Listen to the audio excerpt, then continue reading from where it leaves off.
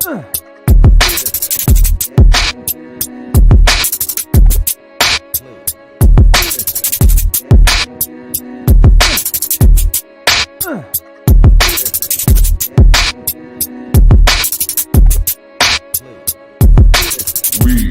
are Legion.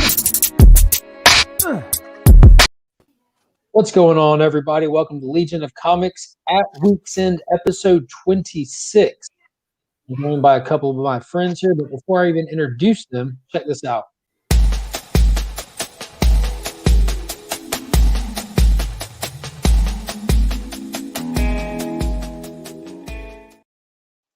Really got to update that intro. Lee from Whack Comics pointed out I have to update it because I have the Whedon Justice League image in there. It's not gonna do anymore. But before we get into all of that, be sure to go and like and subscribe to the channel. This coming Wednesday, I'll put up the 600 subscriber giveaway entry video. You do not want to miss that. So if you haven't already, hit the thumbs up, subscribe to the channel, and turn those notifications on so you don't miss when that video drops. Got a lot of good stuff to give back out to the community. And yeah, you don't want to miss it. So, as usual, joining me tonight is my buddy over here, the comic vet. He hails from the Great White North, from the Canada. And then one of the usual suspects, we have Ryan down here. How are y'all doing tonight? Wonderful, man. Thanks for having me. Absolutely. Appreciate you being here. We also have Justin Comics will be here shortly. He said that he's finishing up Justice League. That's awesome. Let's check the chat real quick to see who's made it in here already. We have Chip Getler out here a little early. What is up, Chip? Lucretius, good to see you as always. What's going on, Corey? How are you tonight? We have Steve from Burke Family 54 Comics. Freaky Louie is here. No, we could not be more Legion. This thing jumped on me. Oop, there it is. And we have Flash 6792. Robert, how are you doing tonight? Jason, how is it going? Jason, the Southern Comic Geek, just passed 1,000 subscribers on YouTube. That is awesome. Big congrats, man. I want to get like you. And we have Tolp. That's awesome. It is. And Tolp and one of his friends runs a show every Sunday afternoon on Facebook on M&M Comics, just like the candy, M&M. And they sell all kinds of cool stuff. They sell raw books, old books, new books, slabs. And I noticed this trend that they have with the way they price things ridiculously under fair market value. And they even commented on how they kind of check the prices the day of and the day before, what the going rate is, and then they just undercut it. And yeah, that's definitely the case. I picked up a lot of cool stuff from them tonight. And there's Tyler from Whack Comics. How are you? And we have Mark Spector Comics on here who just picked up his Holy Grail. He just got that first appearance of Moon Knight that he just unboxed last night. That was a big deal. And it's the 9-pence edition, the UK version, the lower print run. Very nice. And it was in a 7.0 too. He wasn't playing. But that made it to the bottom of the chat. So what is going on with you guys on this glorious Sunday night? Not too much here, man. I've been picked up Amazon Prime and binged Invincible. Been kind of dealing with the stand for today. I guess the stand was released earlier, but anyways, it's on Amazon Prime, or I found it there, and I've been really into that. And just a quick shout out. Yep. What most hardcore Kings fans they consider it to be his masterpiece. Just to let you know that there is a We Are Legion shutout in that miniseries. So good for you making it onto Amazon Prime, brother. Yeah, awesome. Yes. Wow. That's pretty Nice. cool, man. Yeah, I've Ryan, only how are watched you the. doing? I'm doing good. I've only watched the first episode of Invincible so far. It was really good though. It was. I'm excited to watch the other two. I might watch them tonight. After I this still show, haven't there won't be watched. no reason.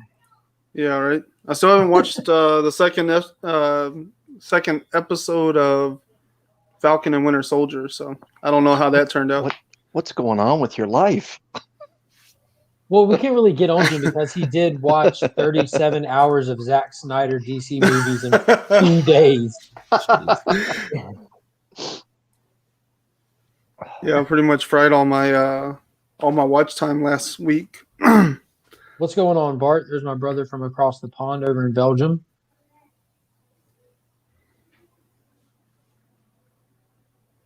Justin, what is going on, brother? Just finished the Snyder Cut for the 4th time. Which version did you watch today? The regular or the black and white? Not the black and white. I'll probably give that one a try here soon. But I watched it for the first time with my dad, and he was just blown away. I mean, dude. Yeah, Yes. it was. Yes. He loved how creepy the Jared Leto scene was. So it was perfect. I was like, yeah, man, he does a very good job. So, and he's like, so when's the second one coming out? Appreciate you, man. And I was like, hopefully we see something soon. But as of now, nothing is in the works. So, but we can all pray. Yeah, I'm hoping that something comes out of it. We were talking about, I think before we went live about, restored the Snyderverse hashtag past like 1.5 million retweets in like Right. Incredible. That's a awesome. ridiculously short amount of time. Right. Yeah. There's no way that something doesn't come from this. I mean, there has to, right? I mean, Zach's initial statement in an interview that I read was never say never, because he Right. didn't expect to be at the point of the actual movie being released. And then today I saw an article where someone asked him about it. He said, really, I would just rather let the fans decide. So if the amount of people got behind it and pushed them to want to do what they did, maybe there's a chance that if even more people get behind them, they can start from scratch, because going forward is not going to be like picking up existing pieces and putting them together with minor reshoots. But right. because overall, that was a huge venture with the original money spent on it plus the additional money. Yeah. Yeah, definitely. Who knows? Yeah. Let's see what Jason says. I can't believe the WB isn't listening to all this hype. Yeah. I don't know. I'm sure they are.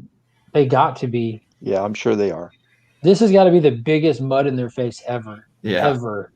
Because they fought against this tooth and nail.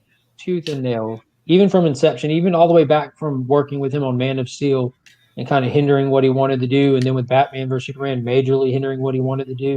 Right. Then seeing the response when you just let him loose. Right. I think it just needs to be an HBO Max thing going forward, though, so you could keep with that format of him just doing a marathon movie. Yeah, have fun. I mean, just, free reign, open check, and just watch the money pour in. Yeah. Steve said Black Adam 7/29/22. I hope we see – well, no, I don't. I was about to say I hope we see Superman in that, but I really don't hope we do. I hope it's a throwback into like I don't even want to see Shazam in it. No, at the very end. Oh, yeah. If you kind of I think it's going to be a throwback movie because you have all the JSA characters, and I'm hoping they take it back to like World War II or something. It'd be better as a period piece. Yeah. Has anybody started Invincible? Oh, yeah. Watched all 3. And Tyler right here in the comments, he most definitely did. Yeah. Definitely, yeah. Damn it. Well, I'll have to sit out for it. But we'll save it for I've only seen the first episode, so. Yeah, I tend to try to get the comics first, because that's what I enjoy the most. Yeah. And then save the shows for the end, because that also gives people in the chat chance to hang out and talk books, too. And if they didn't catch a show yet, they fair chance to hang out for a while before they have to jump off. I don't want to run anybody off, but it is a spoiler-filled show, but format matters, I guess. Yeah, I have it queued up, so as soon as I'm done, I'm going to go knock him out. Yes, he did, Bart. Justice League is coming to IMAX. That's going to be awesome. Yeah. I'll probably go see it, too. I would. All right. Well, these chats are just going to go and go and go. What y'all read this week? There's a lot of really good stuff that came out, but it was still a small week the past couple of weeks. It looks like next week it's going to go off the rails. Pretty much just the DC week. Yeah. Whoa. We got to back that up. Just a DC week. Did you hold up Spider-Man? No, I said pretty much. Because, I mean, I read a lot of stuff, but there was literally only one indie title that I read that came out this week. Everything else I read was DC. Even Marvel was in short supply. This is the only Marvel book I picked up. I did get more than one cover for it. This is my only indie book. And I did pick this up, but I'm not even going to read it. Like, I've just been getting 2 copies of all these Webhead books because I want to be able to submit 2 copies and end up with a 9/8 set for myself, and probably just use the other ones as giveaways. But for cover price, you can't beat it. No, not at all. I think that Webhead thing is going to be ongoing for the entire span of the year I know we got the Man Thing coming this Wednesday, but who knows they don't what's take queued up advantage next. of Darkhawk. Yeah, how Darkhawk's getting his own #1 series soon. If they don't do a webhead for Darkhawk, because he appeared in a lot of Spider-Man comics, a lot. Yeah. Well, that's what happens back in the 90s when the sales were low for Darkhawk. Yeah, you either threw in Spider-Man or Wolverine. Sorry, Ryan. Remember like what 3-4 months ago, everyone was talking about how Marvel's on top. Everything is Marvel. Everything's coming up Marvel. Everything's great for Marvel. King and Black. This that. And now, like, I can't. There's so few Marvel titles coming out. DC has been, and when DC went to Future State, everybody said, "Oh, this is the end of DC." And now look at them, like they're rolling the roost as far as the big two, you know. Dude, and not that. I don't know if you've looked at their lineup. What everyone's like, oh, they're cutting their titles. And it was exactly what we talked about. How they're just trying to gain interest in their lesser titles before they're rolling them up. Today's Detective was the last. Yes. Well, today's Detective was the last backup story for Robin. He starts his own book coming up. Mm-hmm. I'm picking it up. Like, I'm going to read it because it's actually intrigued me enough. It's not like a necessity to read Damien's story, but I'm definitely intrigued enough to want to see what's going on. Connor Hawk's back, like the second Green Arrow. Like, he's been dead a while. Yeah. Like in the League of Lazarus. I mean, how do you come back? Obviously, they probably threw him in a Lazarus pit. That's how we got Jason. Yeah. Well, that's part of Jason Todd's story coming back. But yeah, it's there's some good stuff going on in DC. That shakeup in the creative team was what they needed. I'll do you one better than that. There is a backup story of Midnighter in one of these books this week. Superman.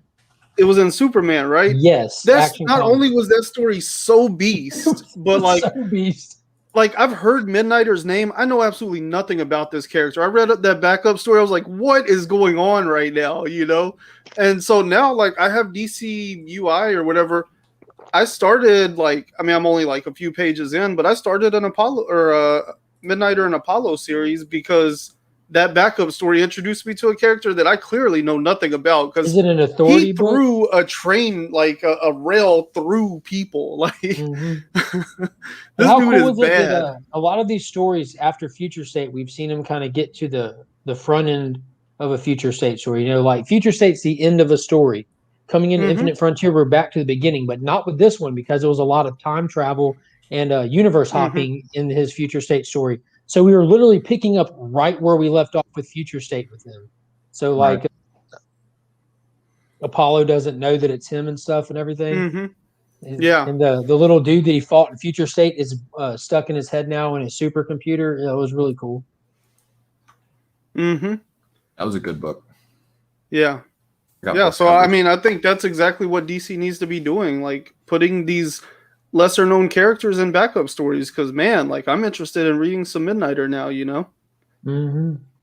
What is going on, Nick?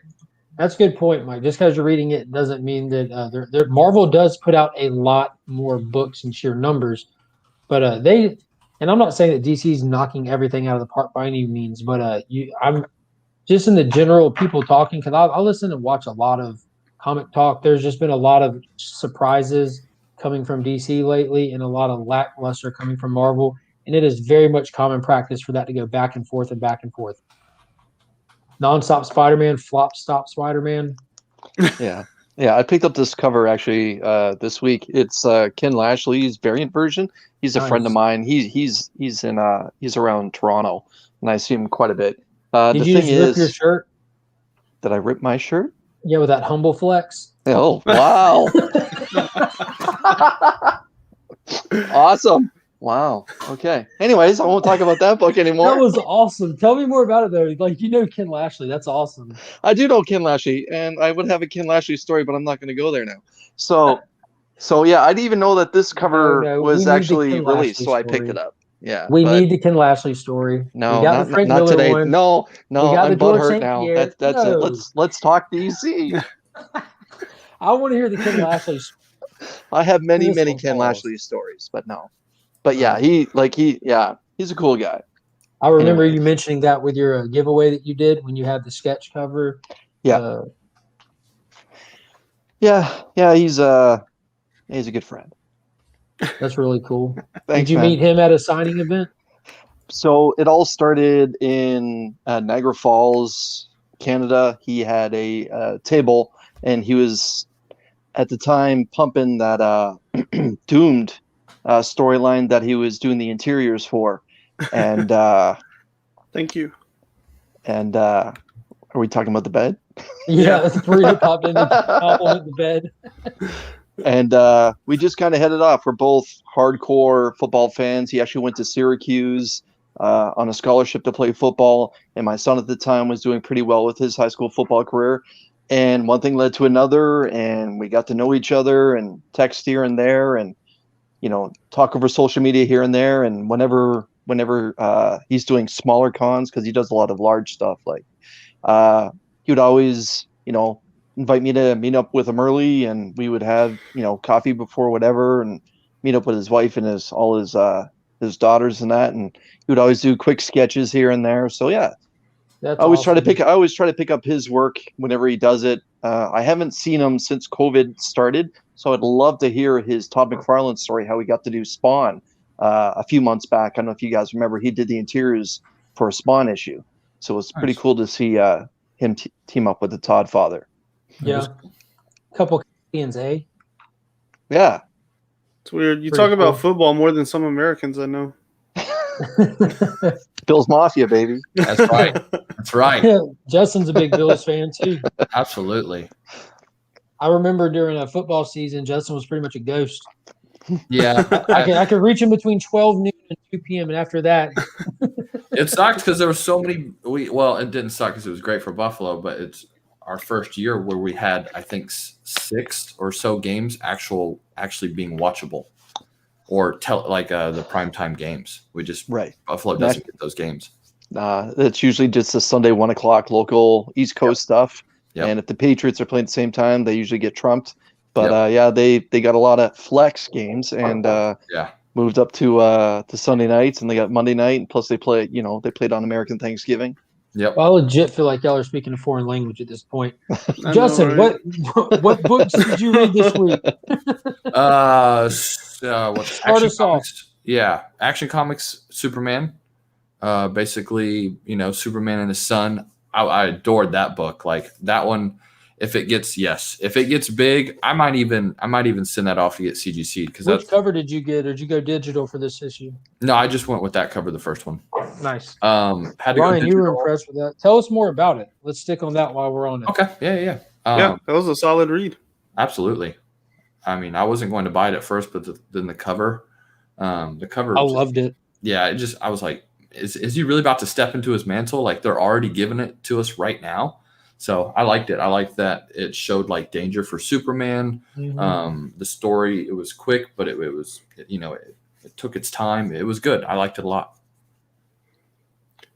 I think like one of the cooler things they do with Superman stories is like in All-Star Superman when they kind of say like you did these things before you died. And in this one they kind of tell us like the third time they come back, that's where history for you ends, And I think that's just a really cool way to set up a Superman story because like he's built on this foundation of hope, And so by giving you the ending, telling you what happens, it really builds a lot on that hope that he can change the future and that he can divert whatever's supposed to happen, And so I think it just like really leans into the hopefulness that Superman represents, that when presented with all odds that say you are not going to walk away from this, he still walks right into it. Mm-hmm. He didn't care at all. He told Jonathan, "You think that you're going to be able to convince me to stay?" Oh, that was awesome. You think I would ever let you go out there on your own? There it was. Yeah. Father to Son did. And that's because this was a direct follow-up to Superman issue 29 the week before.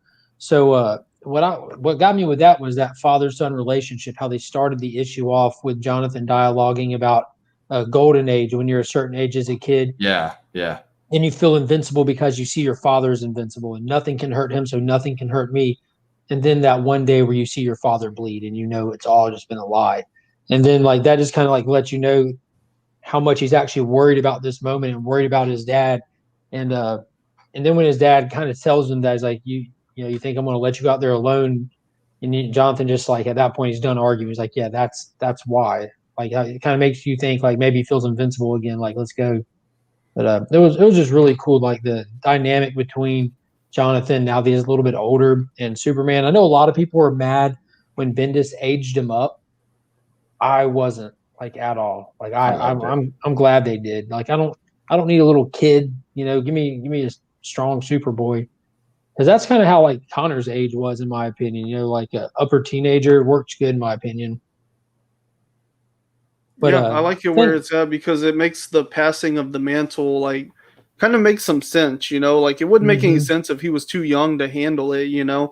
But he appears to be at that perfect age. Where he's really stepping into adulthood, and that's kind of what this mantle represents, is like being the superhero, being the one.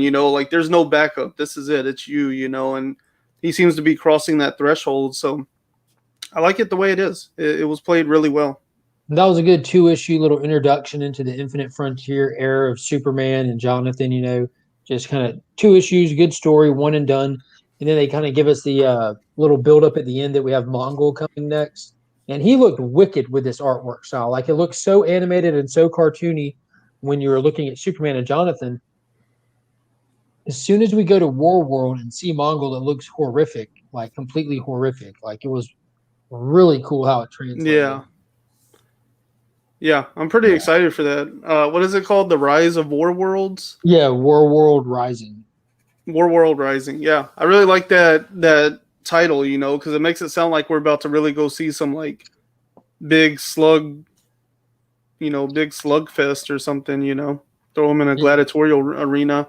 Dude, he was which will kind of like be really cool to contrast with where we're at right now. And he has like the dude with no legs or arms just gimping around him. He has that robot body with a vial that has a floating fetus in it. Like, there's some wicked stuff going on. Yeah, I really like the way that scene is illustrated, because it's very nonchalant to like how weird and messed up that this whole situation clearly is, like dude's running around on nubs. I mean, how bad does it get? But they play it so nonchalant, like they don't acknowledge like how messed up it is. It plays really well in, just the idea like we're going to War World next, And then we already kind of touched on it with the Midnighter backup story, but that was absolutely wicked. Fire, dude. So fire. I was like, I do not understand. This man has a computer chip in his brain and it's talking to him through another skull, and I need to know more. So I've been looking at stuff on Midnighter because I'm like, I've heard this name. I do not know this character. And now I'm like really intrigued. So, and it's kind of weird how wholesome the Superman story was, and then they kind of upped the ante to how like almost Mignola-ish. Like it's very Mike Mignola looking when you see the War World scene, and then you get to that next stuff with Midnighter, and it starts with him busting a dude's eye out of his socket, kicking a dude in the side of the head where his neck cracks, bones protruding out. Like this book escalated so quickly, dude. Oh my god, so fast. And I do want to point out this was an oversized book with a backup story at $4.99. I do want to point out those pricings because they are a common conversation amongst all. Yeah, but this dude, do you feel cheated out of that extra $1 on this one at all, Ryan? No. Justin? Nope. Not one. No, I thought that book delivered for sure. Yeah. Do you get a chance to read this one, Chris? Not properly. I went through it. I went through it, but no. Like, But no, I went through it. This I enjoyed. All right, well, take us down that journey. Let's do it. So, again, I was hesitant. Like I made it my hot pick last week, and I was hesitant at first of it being a copycat with Strange Academy, but after like reading some early reviews on it, it definitely, other than the fact that they're starting a school, that I felt it was going down a different avenue. And I thought it was really fun. I thought they introduced a lot of new fun characters. It didn't get too serious, other than we're trying to figure out what Brick is doing, and like who's running around dropping off the Red X mask, and like who's like I guess they're obviously that's going to be the storyline for the first arc, is who's trying to pimp out the Red X mask. But the one thing that I didn't think it was necessary was Nightwing having a big birthday party. At least it was a surprise party. So I like the fact that he died it down quickly. I'm with Justin on this one. I felt like they were like they were saying like, all right, happy birthday to the genesis of this Justice League. It was Okay. legit Nightwing's birthday. It's Or that, that's like, a yeah. that's a crossover from Future State. That's what was happening. Okay. Started the Yeah. The interior is just beautiful. I especially like the scene at the end here with whomever is running around with the mask. I thought it was just a beautiful looking book. But yeah, I like. I'm kind of looking forward to what Tubi does. I'm kind of liking that character, to be honest with you guys. Yeah, my thoughts on that was like, whenever you see a dumb looking character or hear a stupid sounding like power description or something, like it's going to turn out to be something awesome. Yep. Right. And so whenever he goes in there and he's like, I heard you turn into a tube. He's like, yep. But like, is that it? Just a tube? Yeah, that's pretty much it. Exactly what it sounds like. And I'm like, this is going to be so awesome. Like, it's about to be epic, whatever he does. But yeah. Yeah, the little measuring contest. He's like, and you just turn into a ball, big balls. Yeah. Right. The one thing I did notice about this is that I guess much like American high schools or colleges, they talk about like sophomores and juniors and seniors. That's something that doesn't exist up here in Canada. When it comes to kids entering high school, they're just basically referred to as Niners going into grade 9. And once you basically get through that first year of hell, then it's just whatever. You're just a high school kid in Ontario. Yeah, we call Niners freshmen. So that was just something I had to like take in again. Like, oh yeah, right. So you got to get out your American translation. Right? Book. Yeah, exactly. Of course, they didn't. All they referred to was like freshmen and upperclassmen. Upperclassmen, yeah. Right. They never actually referred to sophomores or juniors or anything. I don't think. No, I thought it was somewhere between Tubi and his new roommate that they spoke about that. Maybe it was just an oversight on my part. Did y'all catch the fact that they said that there's been like 2 different Red X's in the past, or 3, not just one? Right. Yeah, there's been 3. They know the first one was Robin, and then there's 2 others that have worn the mask that we don't know who they were. So we're on to the 4th one then. The guy on the last page. Yeah. Has that been in DC continuity before then? Dude, you're 100% up on DC continuity Red X. All right. This is the 3rd book. Yeah, this is the 3rd book that he's ever appeared in. Right. Yeah, this is him breaking out into the into the DC universe proper, but they're keeping, it looks like they're keeping everything from the show in continuity that led up to his creation. And I know I'm not up and up on the show, but it was the only time they did him in the show. It was just Robin, wasn't it? Or was there other people in the show? No, there's a sequel. It's like a 2 or 3 episode story arc, like farther down the line, where somebody steals the Red X costume, and their big addition to it is the battery pack in the belt or something like that. That powers the whole suit. We don't know. Oh wow. Yeah, that's the other thing I'm waiting to find out. Is this going to canonize whoever was wearing the suit in the show after Robin, Like, is that character going to immediately be pulled in as, like, canon? That would be because we don't know who it is technically. So whoever they reveal it to be might mean that person was in the show, like a reverse canon. Now there's somebody in the show that we didn't know was there. They should definitely do that. Now, one thing that I thought was enjoyable, cringy, and annoying at times was just the youngest generation.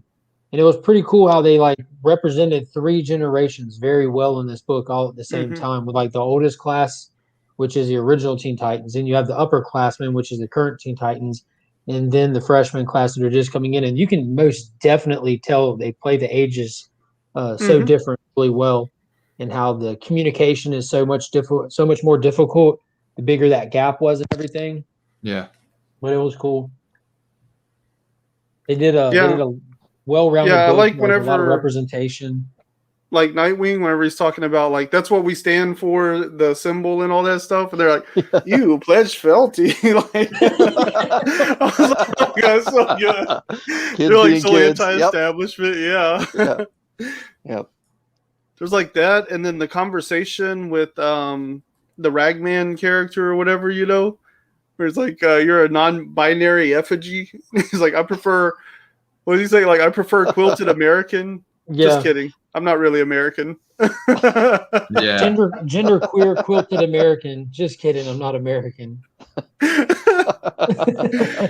Like, it was such a great way to introduce those characters and just like put them in the room and like let them have some banter and really like kind of click up, you know. And so now we can kind of see like where their generational divides are and Yes. what kind of alliances and allegiances they're going to build. Do you guys think with issue 2 we're going to get more Billy Batson and Shazam? I don't know. I think that's kind of an odd addition to this team, but I like it. I need to know Right. what happens in that story. soon. Yeah, how it's going to go on Soon. to the Shazam in the future state. How I hope we see the big battle that destroys the tower. Like I hope it plays out differently. But that moment that they showed in future state when X flips his lid because of whatever the Titans were doing or holding in that blue energy source, I need the answer to who that was silhouetted in the blue energy source. Right. Yeah. Now, I did think it was cool. They did give Nightwing a little scene to showcase and showboat because this was very much an introduction to a lot of characters. It wasn't really action oriented, but there was the one scene where somebody hacked into the training AI and they had Red X training AI hopping around the room, which are like physical energy things you can hit almost Danger Room style. And Nightwing's like, fine, enough is enough. And he just goes ham on him. Like it was, he just dusts the floor with it. It was really cool. Mm-hmm. Yeah.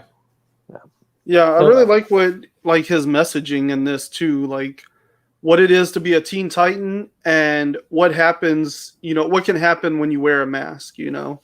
Yeah. I thought those were two like really solid messages, well delivered by him. Well, this just clicked right now, flipping back through it, because we know from Future State, they showed the flashback when Dilate Your Hero and Donna Troy got killed, was when Red X was standing there in the costume and everyone sees him and asks him why he's in the costume. And behind him is the blue energy, and you can see a body silhouetted in it. And he obviously was mad about whatever was going on with the person in the energy. In this, we find Brick flipping out.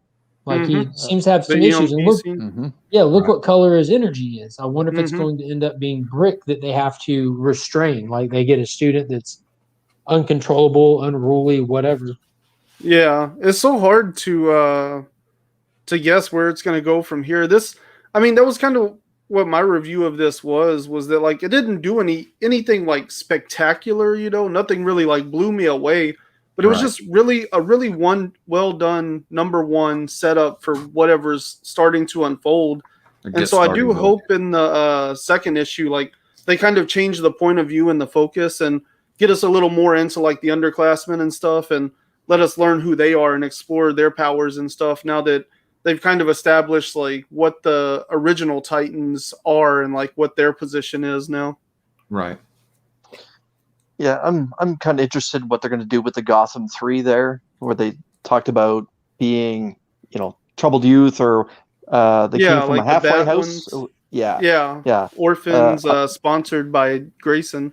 Right. I'm looking forward to those three because you know that they're going to be the troublemakers or the bullies, if you will. You know, when they don't necessarily get their way. What Draco Malfoy and his clique or whatever. Yep. That's kind of who I assumed that the Slytherin of the Academy. Yeah, there you go. Is that Harry Potter stuff? Yeah. Oh, come on, Mark. Yeah, I've never seen a Harry Potter movie. What? Not near one of them. Wow. I mean, I've only read like 2 of the books, but yeah, the movies are kind of must-sees. No, I only know it because I was a good dad and took my son to them when they were coming out. Yeah, my daughter was, the way that they grow up is just perfect. Yeah. That was good casting too. Yes. Yeah, it was good casting. Yeah. But right, I got what you got next? Who's up?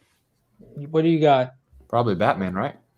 Yeah, I think Detective Comics would be the next step, right? Yeah. Perfect book.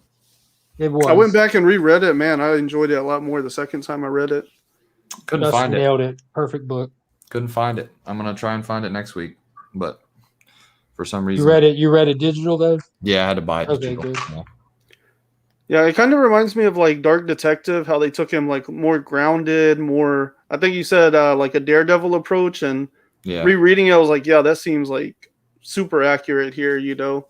I'm excited. But it's really cool. The Robin, you know, the new Robin story coming. That's going to be fun. Yes, that backup story was fire. Yeah. Chris. Yeah. What's that? Did you read this? Not yet. Oh, come Whoa. on. I did get my hands on it, but I haven't That's read it good. yet. Because I've been spending all my time trying to find Batman and Superman. Yeah, That was dude, great. Dan Moore's art was great on Dark Detective, and especially with the way they did the colors and future state to make it look futuristic. I was wondering how well that would transfer to regular continuity because the only thing else I know Dan Moore from is Power Rangers, where colors are a spectacle of their own in that series if you need them to be. But Gotham's normally pretty dull, you know how. So I was wondering how he was going to do it, and he did a great job. He would like really take advantage of the setting of certain scenes. So he was able to go in on some really cool stuff, and they were able to be kind of really vibrant colors, but it kind of just matched where they were at. Like the city's still doomy and gloomy, but they just played it well. And his art, his line work, and his Yeah. thin pencil work is very, very good. Yeah, I love the way that he kind of like plays with darkness and shadows in this. Like whenever Bruce jumps out of that window or whatever, the way it's just like a silhouette of him, like a perfect shadow, but it still has that Mora pose, that that Power jump that Ranger every knees character up. does. Yeah. Where's Yep. it at? Right there at the bottom. Boom. Yeah. Oh yeah, yeah. Like he really leans into the blackness of the silhouette, you know, and Go Batman. Go Batman. Or like Deadpool 1. Do the superhero landing. Yeah, exactly. But it was cool seeing we're still dealing with a lot of the fallout from Joker War, so you have all these little micro gangs kind of popping up and really pushing the envelope more than they would previously, because there's a hole to fill in the crime world, and so everyone can kind of like move more freely, knowing that they're not stepping on the toes of other people at the moment. Right. I really like how intricate the story was on this. Like the plot was pretty straightforward, but a lot of the story and the characters and the way they're setting them up is very like tightly woven, you know, like you have the mayor running for re-election, but he's about to fail. You have the crime underworld is like completely shifting. You have the remnants of the Joker War coming in, and you have Batman like learning to work in a cave for the first time and having to figure out a better way, like better logistics for being a Batman, you know? And so it's a lot of stuff that's like very tightly woven together, very masterfully. I'm That really was a excited good. for where this could all come together, you know? He did say how he's setting up all these little micro caves throughout the city since he doesn't have access to all of this stuff, and since his access to the fortune is limited, after 3 days of digging, he now knows that he has never truly understood what it means to work in a cave.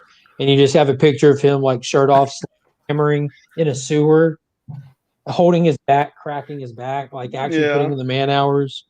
Yeah, he's gonna be so freaking strong now. Like Yeah, Ben Affleck beating on the tire before he fights Superman. exactly. Exactly. Dude was jacked in that movie. You can tell the difference, you know, in the final cut of the Snyder cut.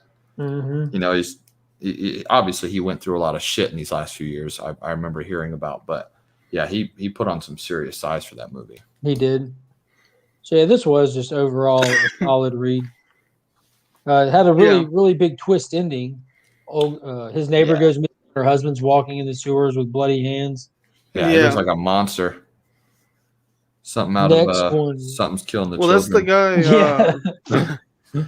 That's the guy from Mayor Nakano's office, right? Yeah, that's her husband. He's like his right-hand man or his fixer. Who knows what he is. Nakano seems to be an honest guy, just with plans that don't play favorites for heroes or villains that wear a mask. Yeah, like that and the dinner party kind of gave me like House of Cards vibes, you know? Like there's a lot of like there's like a lot of disclaimer. A lot of levels. Disclaimer for what? House of Cards? Oh. I don't know. Just like the political intrigue and who started. Can't say it. Where's your disclaimer? The show was better before he was found out as a bad person. Monster? Yeah, that's a monster. Well, he proved he was a monster. He played Lex Luthor. Yeah. But like the political intrigue and stuff and how everybody's like kind of connected in some way and what all of that could potentially be setting up, because like I like the way it kind of dips into high society, you know. Bruce is working in the sewers on these caves, and he talks about how he doesn't have any money, but he still has a seat at the table, you know, and so he can kind of dip into high society. And like, I think it could give us a really great, you know, kind of the thematic usage that Christopher Nolan tried to do with the one percenters and Wall Street and all that. Like, I think this could be an even better version of that if he plays it right. Thanks, Steve. That's the guy. That was the whole point. Kevin Spacey. Yeah. So yeah, it was pretty cool, the society thing, because he didn't dress the part to fit with him either. Like he had the blazer, he had like a shirt like half unbuttoned and everything, and just 5 o'clock shadow. I'm just here. But the backup story was awesome. The Robin thing has really got me intrigued. Talia is still just pulling his strings like a little puppeteer. Like, she just got him doing exactly what she wants him to do. 100%. And we have Connor It's Hawkins. just going to be him for a while, huh? Yeah. It seems like he pretty much, like, she gave him a mission and he's going to be gone without her for a little while in this fight club. Yeah. And I don't know if you remember, before Future State, they had the tease for Bruce's little black book of unsolved mysteries. And Damien stole it from him in Detective and started looking into him. And they kind of teased the story where somebody's been out to kill Bruce since he was a kid, or take out the Waynes. Like, the alley thing was intentional. There was a couple of attempts on their lives before that. And then they kind of haven't readdressed that. So seeing Damien choose the detective route, maybe that's what he's going to be doing in some of his standalone stuff, because they really need to go back to that. That was a really good kind of setup for some potential awesome storytelling. So it'd be cool if Connor Hawk ends up not being a bad guy. Maybe see Damien running around with Connor Hawk. And if he's a Lazarus Pit baby, you know, that gives you a room to kind of make him a little off edge, probably okay with taking it to the level of violence that Damien does. So that would be a cool little duo. Yeah. Give him an attitude problem and, you know, no restrictions, and let him be unhinged for a little while. So overall, this was a fantastic read. Absolutely better than Batman 106. No question about it. Oh, yeah. No question at all. Well, Ryan, you're biased. Dude, that single splash whenever Batman shows up, that alone was better than everything that was in 106. And there was two of them. There was a single page and a 2-page splash with Batman. It was really nice. All right, Chris, since you missed out on the last two, take us to our next book. You take us down the Marvel route. All right. So this was Amazing Spider-Man a couple weeks ago, and it was a good starting off point. It was a new arc. Peter gets a new job, new costume. That's kind of controversial. And I haven't been a big fan of Nick Spencer's writing with ASM at all. Not that I was a big fan of Dan Slott, but the Dan Slott stuff, looking back, I enjoyed much more. And the follow-up to that book, it pains me to say, was just silly. The first 5 or 6 pages is Spider-Man and Boomerang chasing around Boomerang's alien pet that had its collar knocked off, so it grew up to the size of a kaiju, and they were chasing it around New York. And there's a background story of the Kingpin setting up Tombstone to go do some dirty work. We have a little confrontation between J. Jonah and Robbie, and it again is kind of weak. And at the end, it turns into a soap opera where we have, you know, a child of Tombstone and a child of Robbie making out. One's a villain, one's supposed to be a hero. Again, the book is beautiful to look at. Patrick Gleason is on his game. Is he doing the interiors? Yeah. Oh, that's fantastic. I didn't know he was an interior artist. The only thing that I'm familiar with are the webhead covers so far. I'm new to his work, or at least recognizing it. Yeah, Delgado does the color for it, and it's a beautiful book to look at. But not thumbs down, but thumbs way down. It was a great disappointment. It was cool to see Spidey's new suit in action and lighting up, and like to have lightning trails behind him swinging the fists and web slinging through the air. but again, it's just weak writing. I don't know Sounds if like you're Batman 106. yeah, I just can't see where like So why okay, did we had a good we had a good springboard, and I don't see why this issue was was necessary at all. Like, why did they have like this lighthearted fun chasing around this dog type pet that Boomerang has, and the collar being knocked off? I guess obviously just to distract Spider-Man and Boomerang so that the Kingpin can send out Tombstone to do what he wants. there's but easier ways to distract someone? Like it's just lazy writing, man. And like I said, it's a good thing Gleason was here to make it all nice and pretty and beautiful. And Gleason to me is definitely an up and coming artist. Like if you're not picking up his his signature stuff, like the webhead stuff that he's been doing, you're missing out. But this book, yeah, it's a hard pass. Like if you haven't picked it up, don't worry about picking it up. Now Tyler says this is where I was at. Was it last week with Nonstop Spider-Man? Right. I'm just ready to be on a Spider-Man title again because I enjoy Spider-Man, but it's been a long time since I've picked up any of his ongoing stuff because I haven't really cared for it. I picked up Life Story, which was fantastic. And if you want to read a good Spider-Man story, go back and read last Life Story by Chip Zdarsky. And he's about to be doing another mini-series coming up called Spider Shadow. Yep. So I don't have the full premise on it. I just seen the advertisement, like what if Spider-Man had kept the Venom suit or something.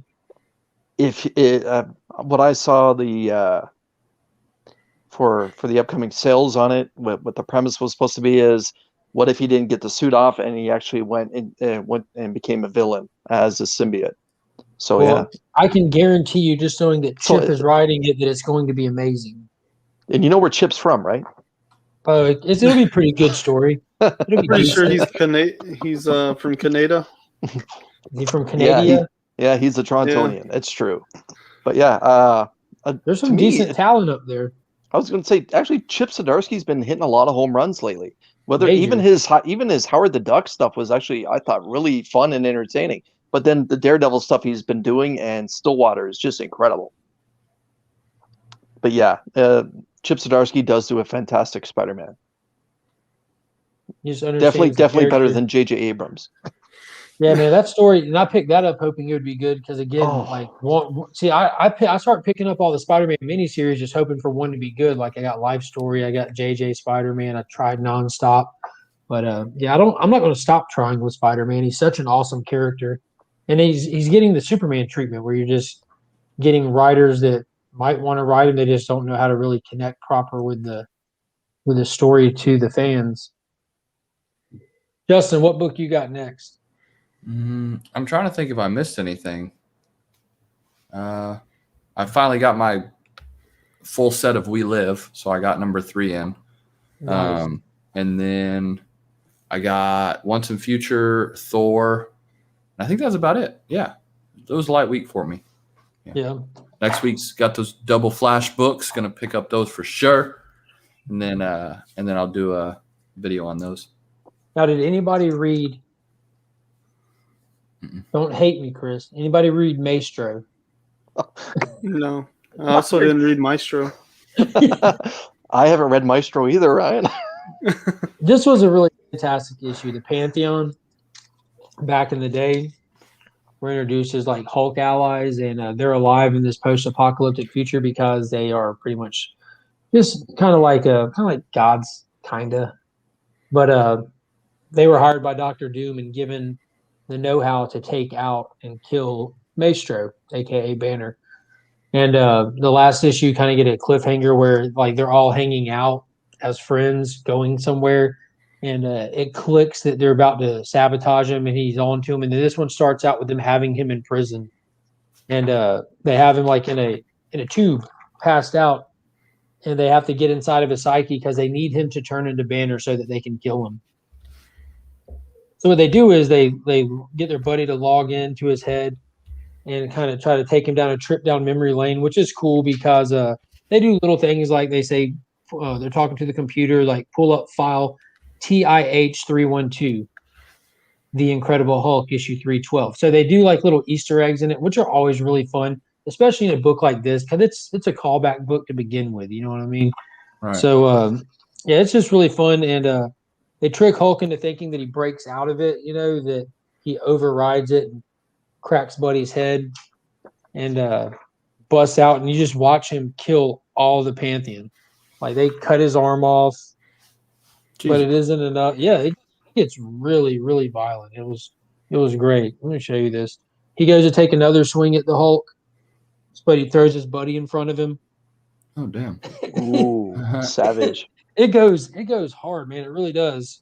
And then he puts his hand back on, and then takes dude's sword and twists his arm around backwards and stabs him through. Stabs him in the back with his own sword and hand.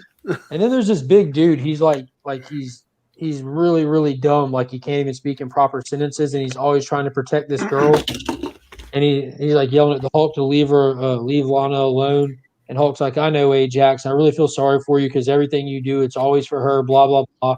He's like, if you want her so bad, go be with her. He throws him and squishes her with him. Just splat. No. Damn. So it was awesome. But then they wake up his mom. Like apparently they had his mom like cloned or something, and he sees his mom, and he turns back into Banner, and they just gun him down. And it turns out that he was never out of the tube to begin with. That they tricked him into thinking that he broke out of the tube just to get him to turn back into Banner. So it ends with him where they basically just shot him through the tube. He's laying there, shot, bullet holes all in his chest and head, and they're saying basically, let's get him out of here so we can actually kill him now. Like this isn't dead enough. He's got to be killed now. Was his mom's name Martha?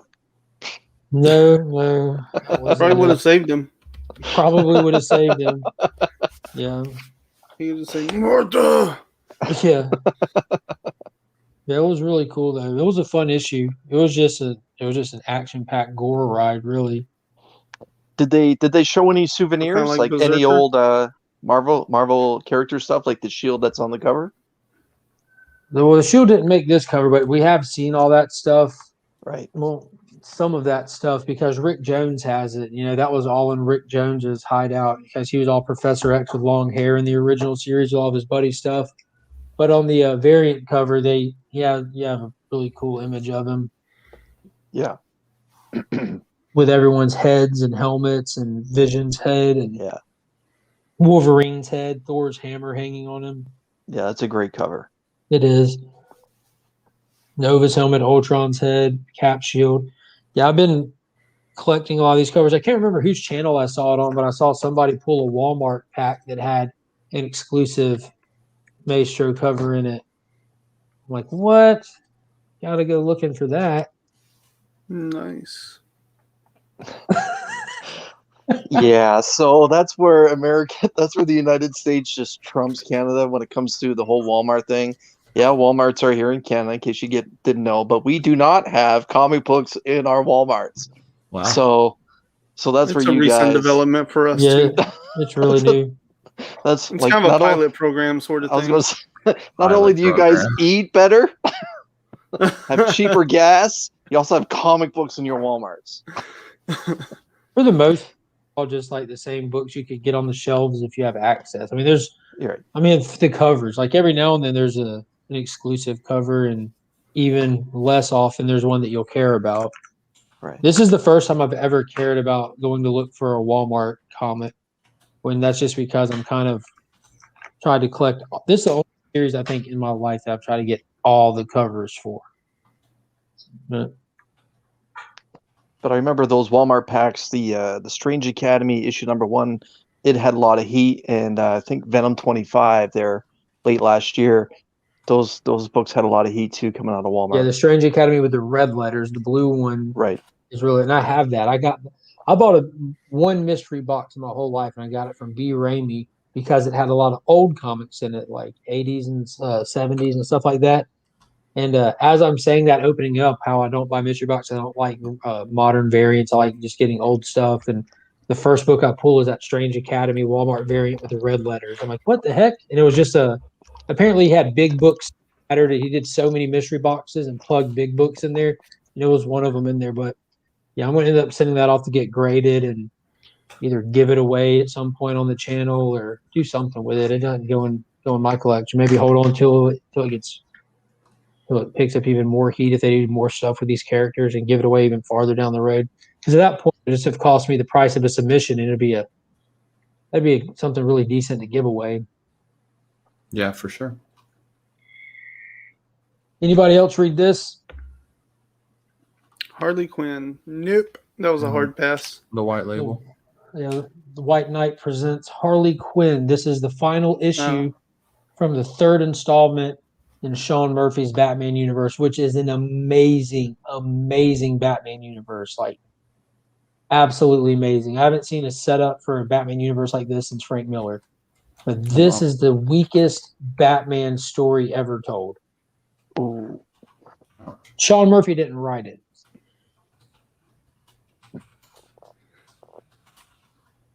So we'll skip that one. Yeah, I didn't even read it yet. It's a chore to read it at this point. Did anybody read Alien? I didn't. No. That was a hard pass for me. Never been interested in that.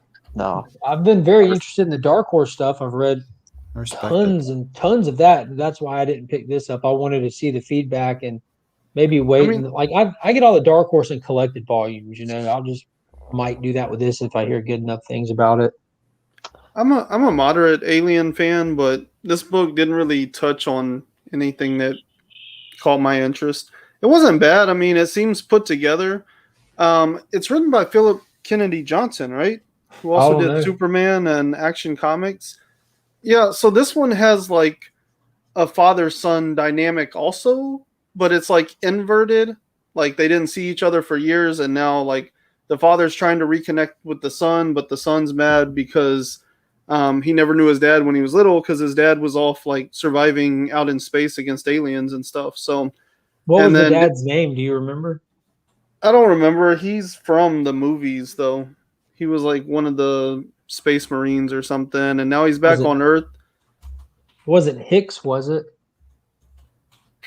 I don't know. I want to say he was bald. I don't know if that helps anything. No. And like he would have like these momentary PTSD flashbacks to like the aliens and stuff, and so that's where you would kind of get like your alien horror in the book. But the rest of it was like the father-son thing, and it just wasn't super compelling to me, especially reading like Superman and stuff that was really hitting on some father-son dynamics that I really appreciated. Yeah.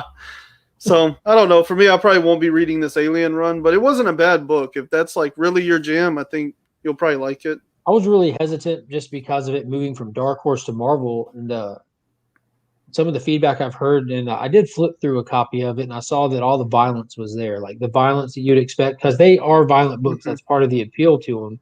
It was all in there. It definitely was.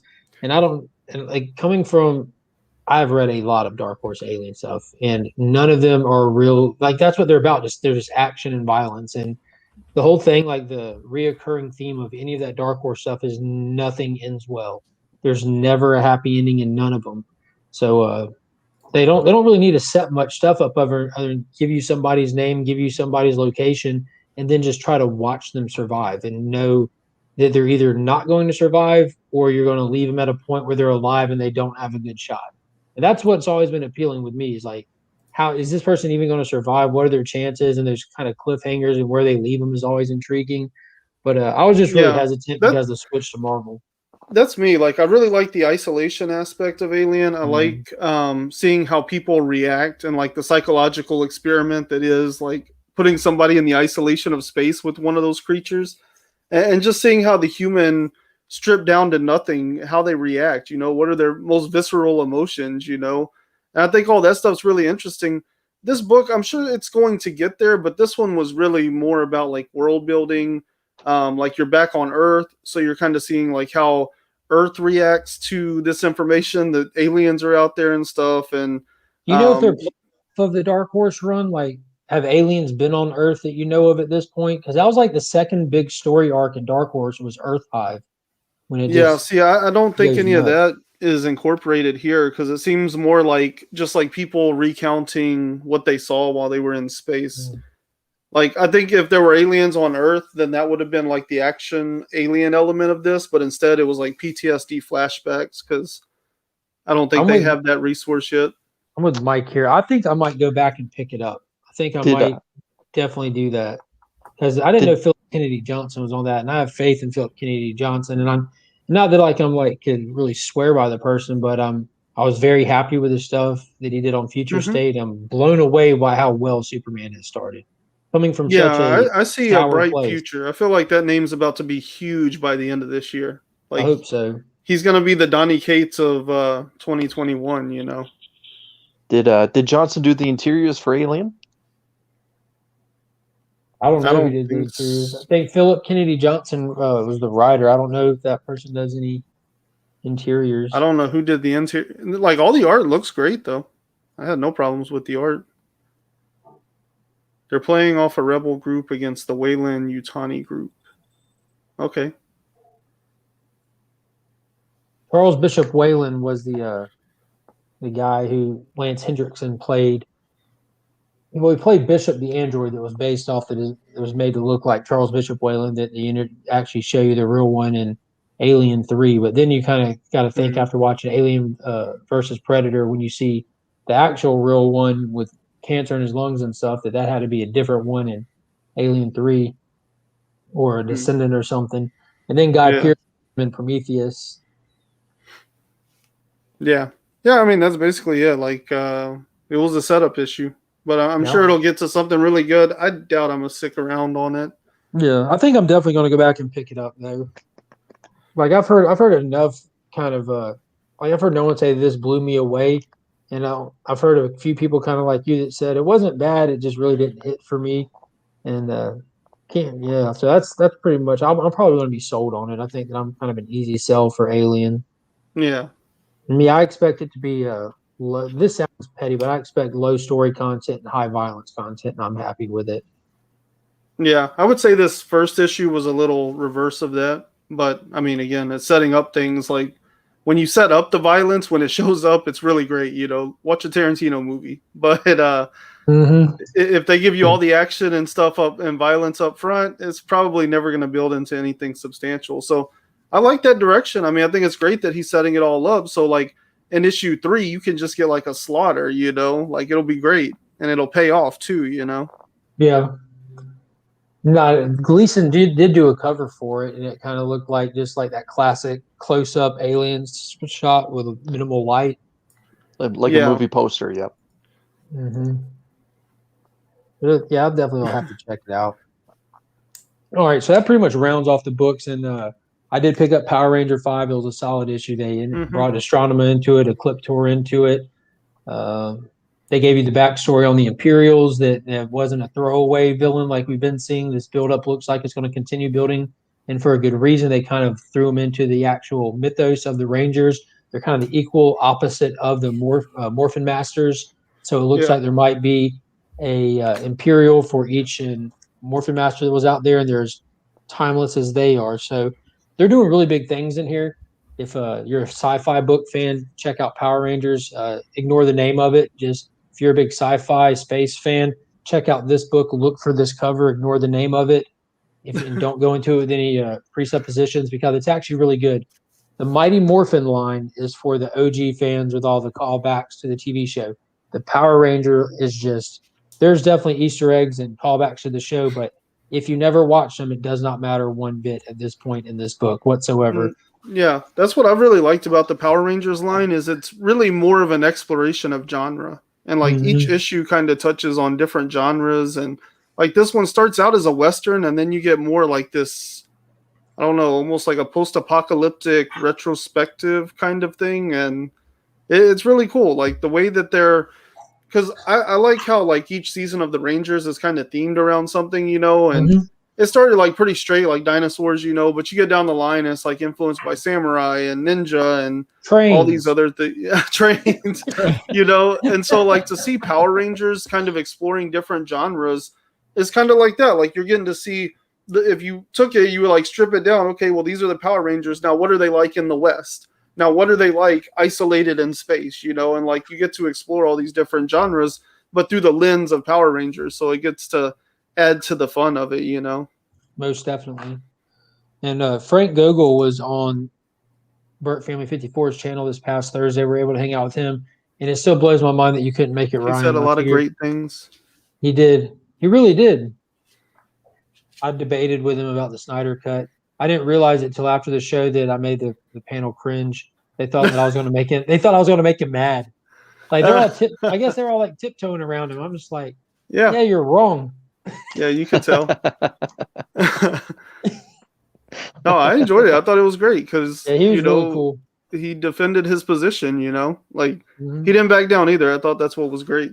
Yeah, it was fun to talk to. He's just a fan. Yeah. If you ever, I mean, I know you're not on Twitter, so you probably don't follow him, but like he's really active on Twitter and he talks all the time about Power Rangers. Like he's constantly rewatching the seasons. He's always like, and his newsletter too. If you're not on his newsletter, get on his newsletter because dude's like really awesome about just giving stuff out. I've read like all of his books before they drop because he just puts them in his newsletter.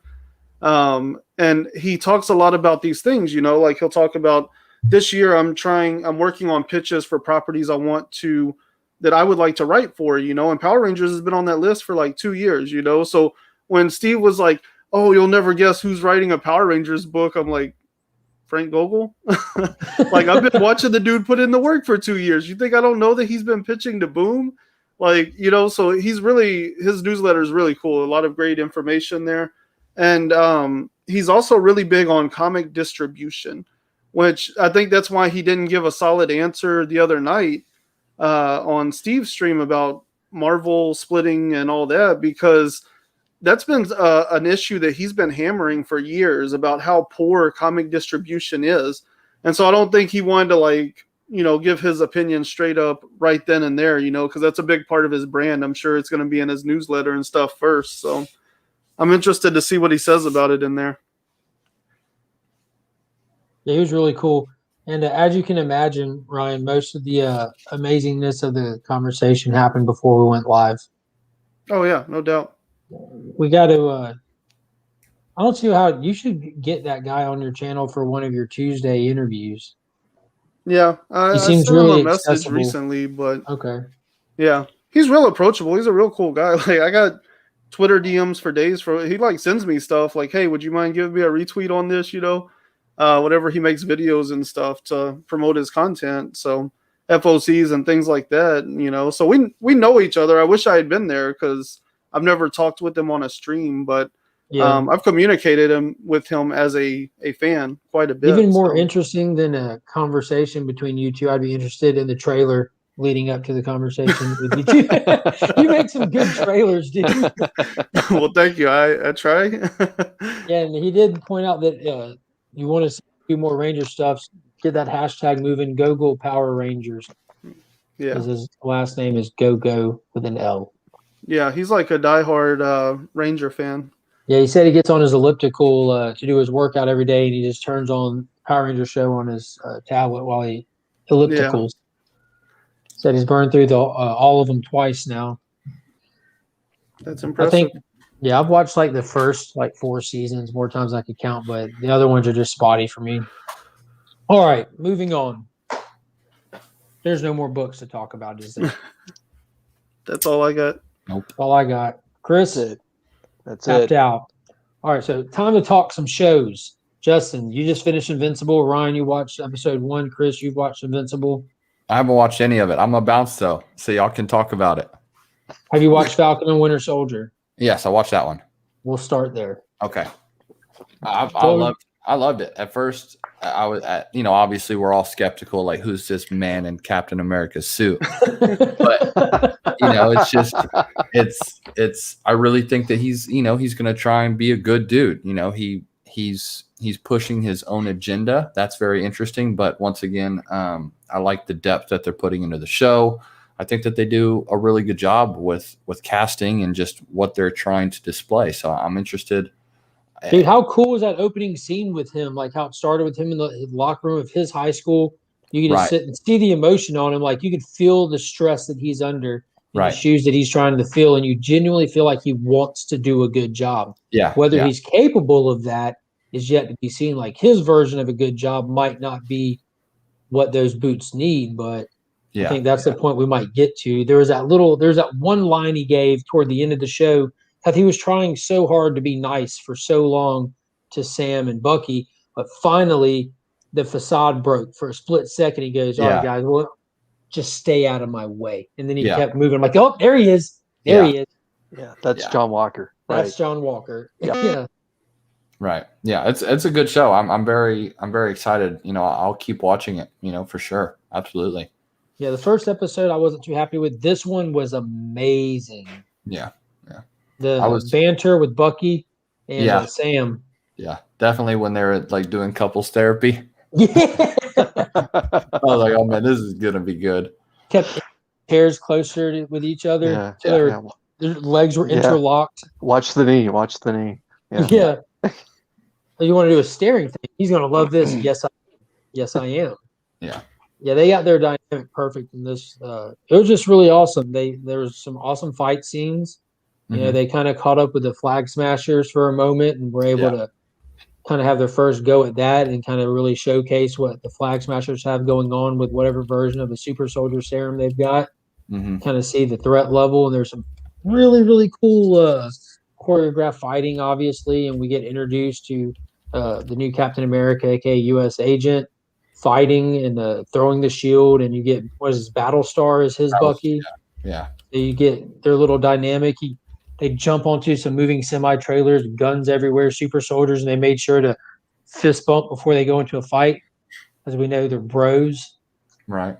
Yeah. But it was cool. It was. It had the little subtle moments, even with the four of them in the back of the little Jeep driving down the road in the countryside.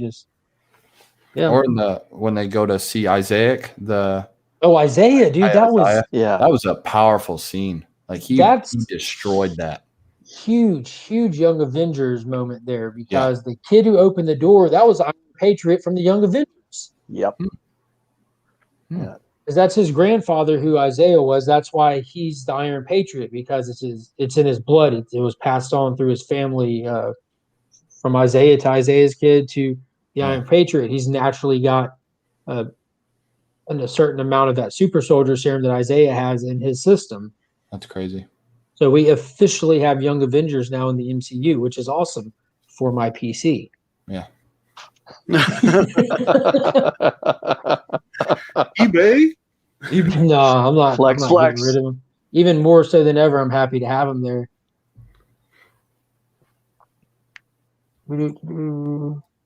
Let's see, Thunderbolts, here we come. Yeah, that would be awesome. That really would be. We get the Thunderbolts in there.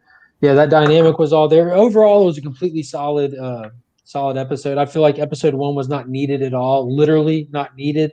Not just because I didn't enjoy it, but I mean, like if you started this show at this episode, you've missed nothing. You've literally missed nothing. Go ahead. You missed Sam. You missed the whole part of Endgame. Like, come on. You missed Sam giving away the shield after Steve Rogers gave him the shield at the end of Endgame. So you can't necessarily say that. Now, I respect your position. I know how almost disappointed you were with the first episode. I enjoyed it thoroughly, but again, the second episode blows it out of the water. It's not it's not even close. But I do feel that the first episode, just for Sam, you see the struggle. Yeah. And the fact that he gave it to the Smithsonian, which I find strange, the Smithsonian gave up the shield to John Walker, just like like a couple days later or whatever. The time frame is supposed to be less than a week for sure. But I thought the second episode was fantastic. The whole was the character reference as the Black Captain America. Like, is that PC to say? Like, I don't want to offend anyone, like seriously, but the whole thing where he gets upset and throws the can and the awkwardness of Sam and Bucky standing there realizing, this is going nowhere. Like, that was actually fantastic acting. Yeah. And Bucky mad about Sam giving it up, and when it got down to it, if Steve was wrong about you, then he was wrong about me. That was powerful. Yep. But I did watch some. I love special features for stuff when you get on the set with the cast and the crew members, and one of the crew members, I don't remember his name, or if he was an executive a producer or writer, but he was making the point that it was important for them to have Sam give up the shield, because where this is different than the comics. In the comics, Steve gives up his own shield. Yep. Steve comes back for his own shield after he's been Nomad for some years. Well, we saw Steve in the MCU during Nomad in Infinity War when his suit was stripped down to nothing. He didn't have a shield. He had the beard. That was the Nomad era where he was on the run and everything. So we can't do that. So with this, having to have Sam fill the boots of Captain America, if you went from Steve to Sam, you would never accept Sam. But giving that shield from Steve to John Walker, we all cannot wait for Sam to get that shield at this point. Right. At least I can. I'm pumped for it. Yeah. Right. So my question is for you guys: do you think John Walker has a taste of the serum in his body? That's the thing. Like, Can't- there's no way. I don't think so. Because he was talking about how he's just Yes, trained, that's you the know? best hashtag ever. He's got to have something though. Like the just way a he's touch of cranking, something. Yeah. the way he's cranking that helmet, like, or pardon me, the cranking the shield. It's incredible. Yeah. Like I don't even think He Peter probably just threw it like made a properly trip like down that. to Florida and got some of that bath salt. Man, you pulled that up quick. That's good. Ugh. That's But funny. overall, it was such a strong episode. It delivered on every area, even getting into the little flag smashers and their mission. And whenever you can have a villain that's not out for world domination, that has like an agenda to try to make the world better as they see fit, even though that's not always a thing. But they're just trying to go back to the blip era when there wasn't so much class division and everything, and the world was really leaning on each other, and how that all went away instantly as soon as everyone came back. And so you could relate with them on some kind of level normally. But how great was that? Couple nanoseconds of Zemo at the end. Finally, we're gonna get Zemo. Like I hope we get Agent 13 too. But my God, finally Zemo. Let's do it. That was I want to see Buck's reaction. Yeah, that was such a tease in Civil War, because you see this character going the whole movie until you finally get the reveal that it's Zemo 2.0. You're like, Right. What? That was awesome. Yeah. Where was his mask? Yeah. He had no reason to wear it, but we know he gets it in this. I'm a costume guy. I like seeing him in costume. That's going to be awesome. So real quick before we run Justin off, he wasn't able to make it last week, and it was probably the most gratifying week of my life last week. So let's get your takeaway, your overalls from the Snyder Cut real quick, man. Oh man, I truly, and I'll leave it. I'll just keep it nice and simple. It needs to be restored. Like it needs to be. We need a second movie. We have to see what he wanted to do. You just have to. It was too perfectly done. I really, watching it again and again and again, I really tried to look at it from an unbiased, just as a fan and not as a comic book fan, and I still couldn't really find anything that I didn't like about that movie. I mean, I hate the choice for Ezra Miller for The Flash, and it still is a good movie, so I like it a lot. I really do. Let me ask you this. How did you feel at the end when they lost and the mother boxes synchronized and the unity happened and that explosion went off? And as soon as it pans out outside the building, you just see Flash put his hand up. Right. Yeah. No, that was my hands get sweaty. You really, the soundtrack, the visuals, everything. It's truly is a job well done. If they bring that type of energy into the Flashpoint movie, it's going to be a very good Flash movie. It really is. So I watched it with my wife at 3 a.m. Yeah. for the first showing, and then I watched it with my dad at lunchtime the same day. And then this past Tuesday, I watched it with my daughter. We canceled her violin lessons for that afternoon so that we could sit down and watch it all. Yeah. And when it got to the point at the end, like when the unity happened and Darkseid shows up, she's just, because she knows the story behind it. She's 13, right? She knows what it took to get here and the tragedy with his daughter and all that stuff. So when she saw them lose, and that's for that split moment, she's like, no, because she thought it's about to end like that with a cliffhanger and possibly never have any more. And she was just like, no, they didn't just lose. No. And then as soon as she sees the Flash, like before he even has a second to put his hand up, she just screams, come on. And he puts his hand up and she jumped off the couch and watched the rest of the movie on her feet. I'm like, that's and my dad and I had that same type of reaction for the Jared Leto. When he's talking, he's like, "Oh my God, I feel so uncomfortable right now." Yes. I was like, "Yeah, he does a very good job." Especially, I mean, he's literally mocking him as he's talking about killing Jason. Like, come on, like we have to see more of that. And then, how in the world did Lois die? And he's back in his original suit. It's just.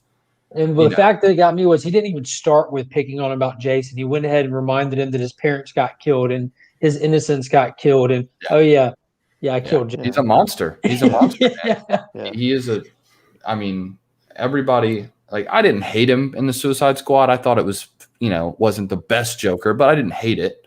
Yeah, not at all. I didn't mind his performance whatsoever. It was uncomfortable. It was cringy, but that's thought it was a good gangster Joker, and now being able to do a psycho Joker too, like hats off to Jared Leto. I mean, for sure. And then I read a really funny post. It was on Twitter, on Instagram, and it was like, "Ain't no way in hell Ben Affleck is going to come back just for a reshoot and not be willing to do more." Like he's all about it. I mean, he delivered. I think he's in a better place than he was at toward the end of the film. He's going through a really bad divorce, and for sure, he was dealing with addiction and everything. Yes. So I'm all about it. I would definitely, I've man, that Daredevil movie really screwed him over. Whoa! Oh man! I enjoyed that Daredevil movie so much. I didn't think it was bad. Dude, when it came out, it wasn't bad. It was just when it came out, it wasn't bad. By today's standards, it's garbage. Yeah, but I wouldn't hope from 2002. That's who he's divorcing, though, right? Jennifer Garner, that he met and married on Daredevil. There you go. Boom. She divorced him. I think the alcohol was not really bad. Yeah. But yes, no. If he had just never done Daredevil, he wouldn't. He could have been a better Batman. Oh my God. Watch Snyder Cut and subscribe to my channel. I'm giving away 2 different Thor books. Yeah. Almost there with a custom Thor stand from Kidrano Prince. Such a good guy too. He makes some awesome stuff. Sure. So if y'all haven't already, be sure to subscribe to Justin Comics. I'm going to drop your link in the chat here too. Oh, thank you, man. Thank you. I'm really slow at this stuff. I don't know what I'm doing. Yeah, next week whenever we'll be able to talk about Invincible. Yeah, we'll have another episode then too. Yeah, for sure. I have a #1 Invincible from the free comic book day. Yeah, I was able to pick one of those up myself. Yeah. I got the foil variant from the release that happened in the fall there. Comic book shop day. That's the one I got. Yeah. I don't have the comic book day one. I have the local comic book shop day one. That's such a long thing to say. Oh, seriously. They all are. New comic book day isn't even short, and that's every week.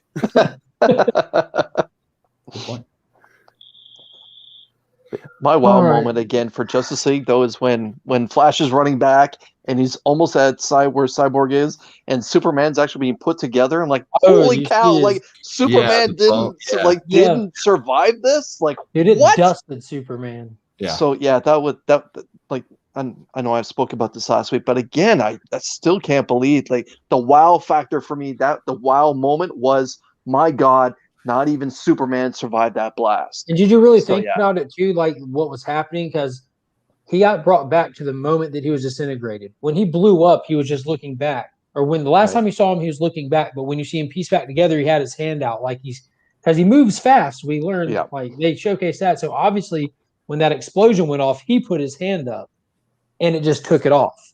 Yeah, cooked him. It was nuts. And Louis, the director's cut of Daredevil is so cool. There's an entire court scene with is it Coolio that they add back in there? There's a whole case that Matt and Foggy are working that ties into how the cops find out who the Kingpin is. There's a lot that was taken out of there that they put back in. It's one of those director's cuts. It's like 30 minutes longer. It's really fun. Oh wow, that's awesome. All right, let's talk some Invincible because Tyler's back. I appreciate you as always, Mark. Thank you. Bye, guys. All right, Justin, for hopping on, man. Go watch Invincible. I'm going to bounce out of here, too. All right, bye. All right, Ryan, you have a good one, man. All right. Y'all enjoy. I'll talk to you soon. Yes, sir. Peace. So how awesome was Invincible? Like, this was the first time for me in a very, very long time when it comes to a comic book related movie or show that I knew nothing about the character. The only thing I knew is that his dad was a Superman type character and that it was a Robert Kirkman book and that it went 100 issues, I believe, like from start to finish was 100. I think it's 140 something. Or Tyler's told me Okay. this before. There's 140 issues, and only 2 of them didn't blow him away. Right. So that just shows how actually naive I am about the character and the story run. But oh my sweet Jesus, even the casting, like John Hamm in the first 2 minutes, like I thought it was just terrific. And it was mind blowing and ultra violent. This is not for kids, like at all. Especially the final scene. Thanks, man. 144.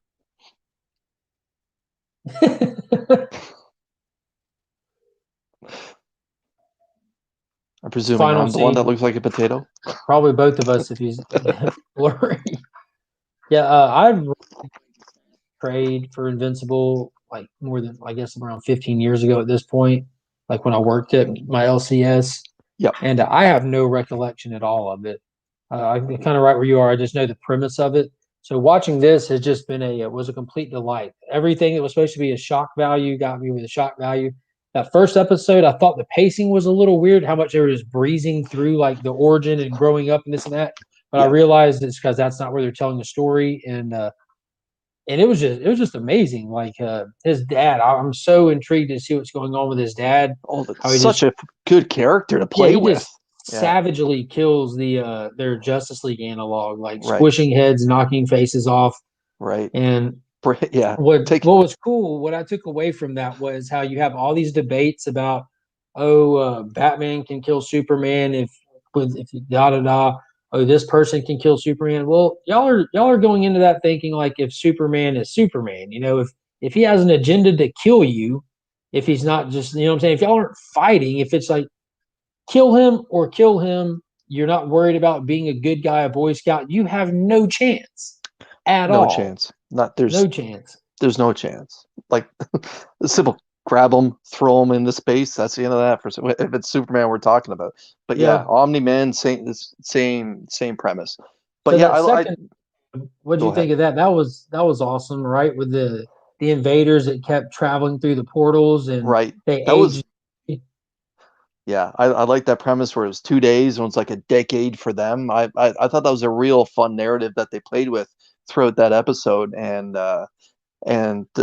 where the second and third invasion was just simply revenge. It wasn't like, it didn't seem like, okay, we're coming in to destroy the planet, we're coming in to like take over. It's not, where's Invincible, we want him. Like the general that seemed to be in charge there, this is personal, it's all about revenge, let me at that kid.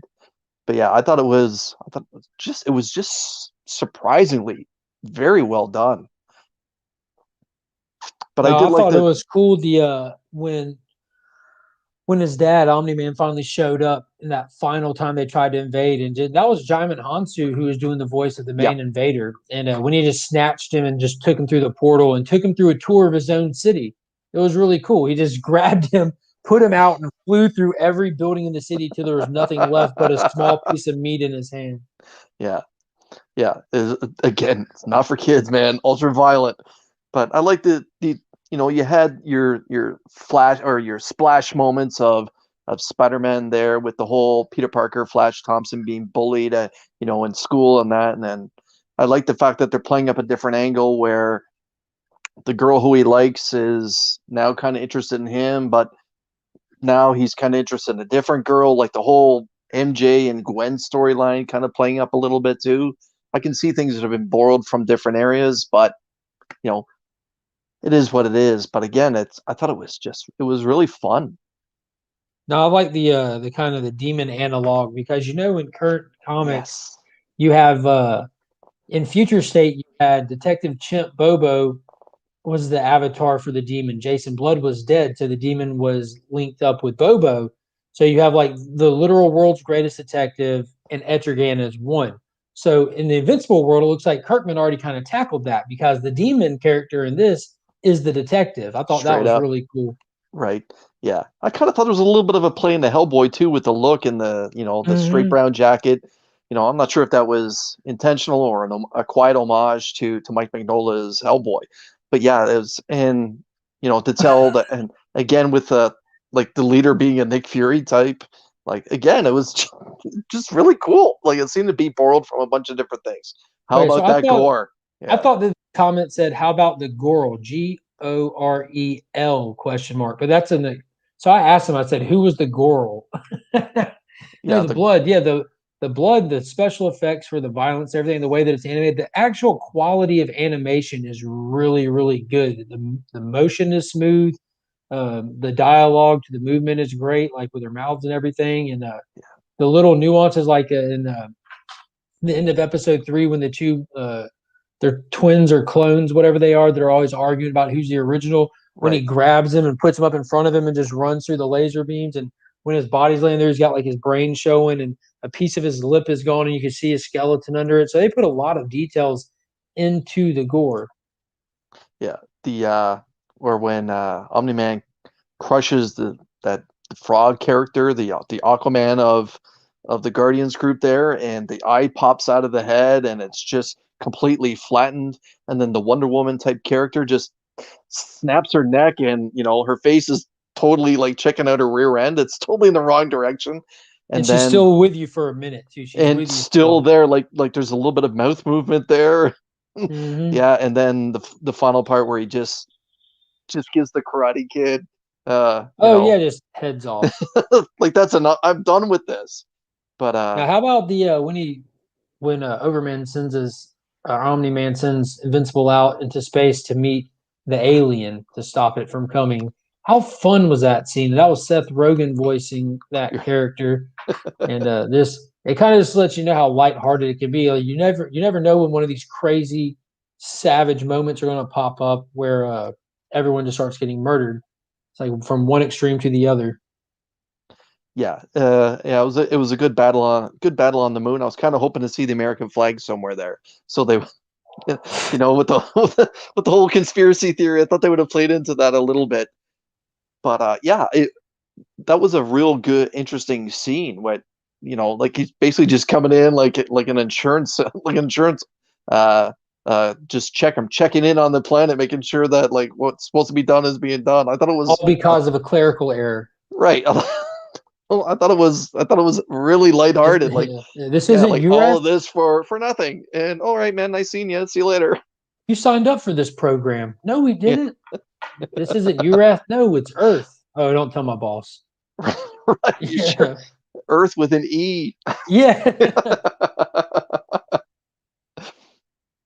Yeah, I'm. So, do you know? Are they going to be releasing next week just one episode from here on out, or are they going to be doing like another 3 episodes? I'm not sure, but I'm pretty sure that Tyler or Lee can answer that for us. Because I really didn't. I mean, I knew it was coming. I planned on watching it. Wasn't overly hyped for it. Wasn't discouraged by the idea of it. Really excited going forward. I've been very, very happy with these first 3 episodes. It's definitely on top of my list of things I'm looking forward to. Now that the Snyder Cut's been released, they went that hype. Right, because essentially now that Snyder Cut's been released, the only thing we're going to have in the short-term future is the Falcon and the Winter Soldier, and now Invincible. Yeah, at least for the foreseeable future. Here in Ontario, the pandemic is spiking back up. Wave 3 is in full effect. Oh, One wow. episode. Okay. So there's going to be no movie theaters that's going to be open in the short term, even though people are being vaccinated, but just not quick enough. Go ahead. Next week, Godzilla vs. Kong drops also next Wednesday. Now, are we getting a streaming? Like, is that going to be available HBO for purchase Max. on? Okay. Well, you don't have to do you have HBO Max? No, Not HBO you Max personally. I mean, in Canada. No, it's not available in Canada, but one of the providers does carry HBO. So one of the selling points of picking up this particular provider was we have HBO and we're going to have Zack Snyder's Justice League. So they were really pushing that on commercials. So but I've had HBO the entire time. Now, because like Warner Brothers is doing like it's 17 movies total, I believe, that they just went ahead and called it. These movies that we have filmed, they're already locked and ready to go. That would have a theater release date. We'll release them Yep. where they can be released, but they're also Yep. going to be streaming same day. And they leave them up for 28 days. You don't have to pay anything extra if you have the service. It's available to you, but then it comes down. Just like if you go see it in the movie theater, you watch it, and then you wait for it to be released on digital and disc. So it's the same thing. They put it on the platform for 28 days, and they bring it down, and you wait for it to be released on digital and disc. And then shortly after, it comes back to the movie channels, whichever movie channel purchases the showing rights or whatever. But Godzilla Kong is the next one. Then right after that is Mortal Kombat. So are those going to be available through the provider you have? I haven't seen any commercials here in Canada about Kong and Godzilla, and it breaks my heart to say that.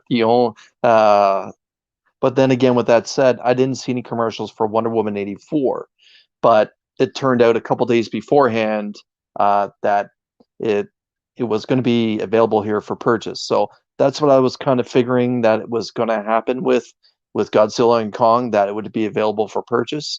But if Americans are going to get that for free on HBO Max, maybe again, Canadians will be able to get it through whatever provider gives them HBO, the same way that we got Zack Snyder's Justice League. But again, exactly right about that comment. Godzilla Kong is the kind of thing you want to see in IMAX, or at least on the biggest screen that you can find. Yeah, for me personally, with two little kids, and especially the time of year that it's coming out, because it's about to be the busiest time of year for me, because we have the Masters tournament here in Augusta. Yep. Mm-hmm. And not this coming weekend, but the weekend after that will be the weekend that all that gets started and everything. But for me, Masters Week starts in about 5 days. Like I'll watch Kong versus Godzilla the day it releases, and then the very next day will be pretty much the start of Masters Week for my job.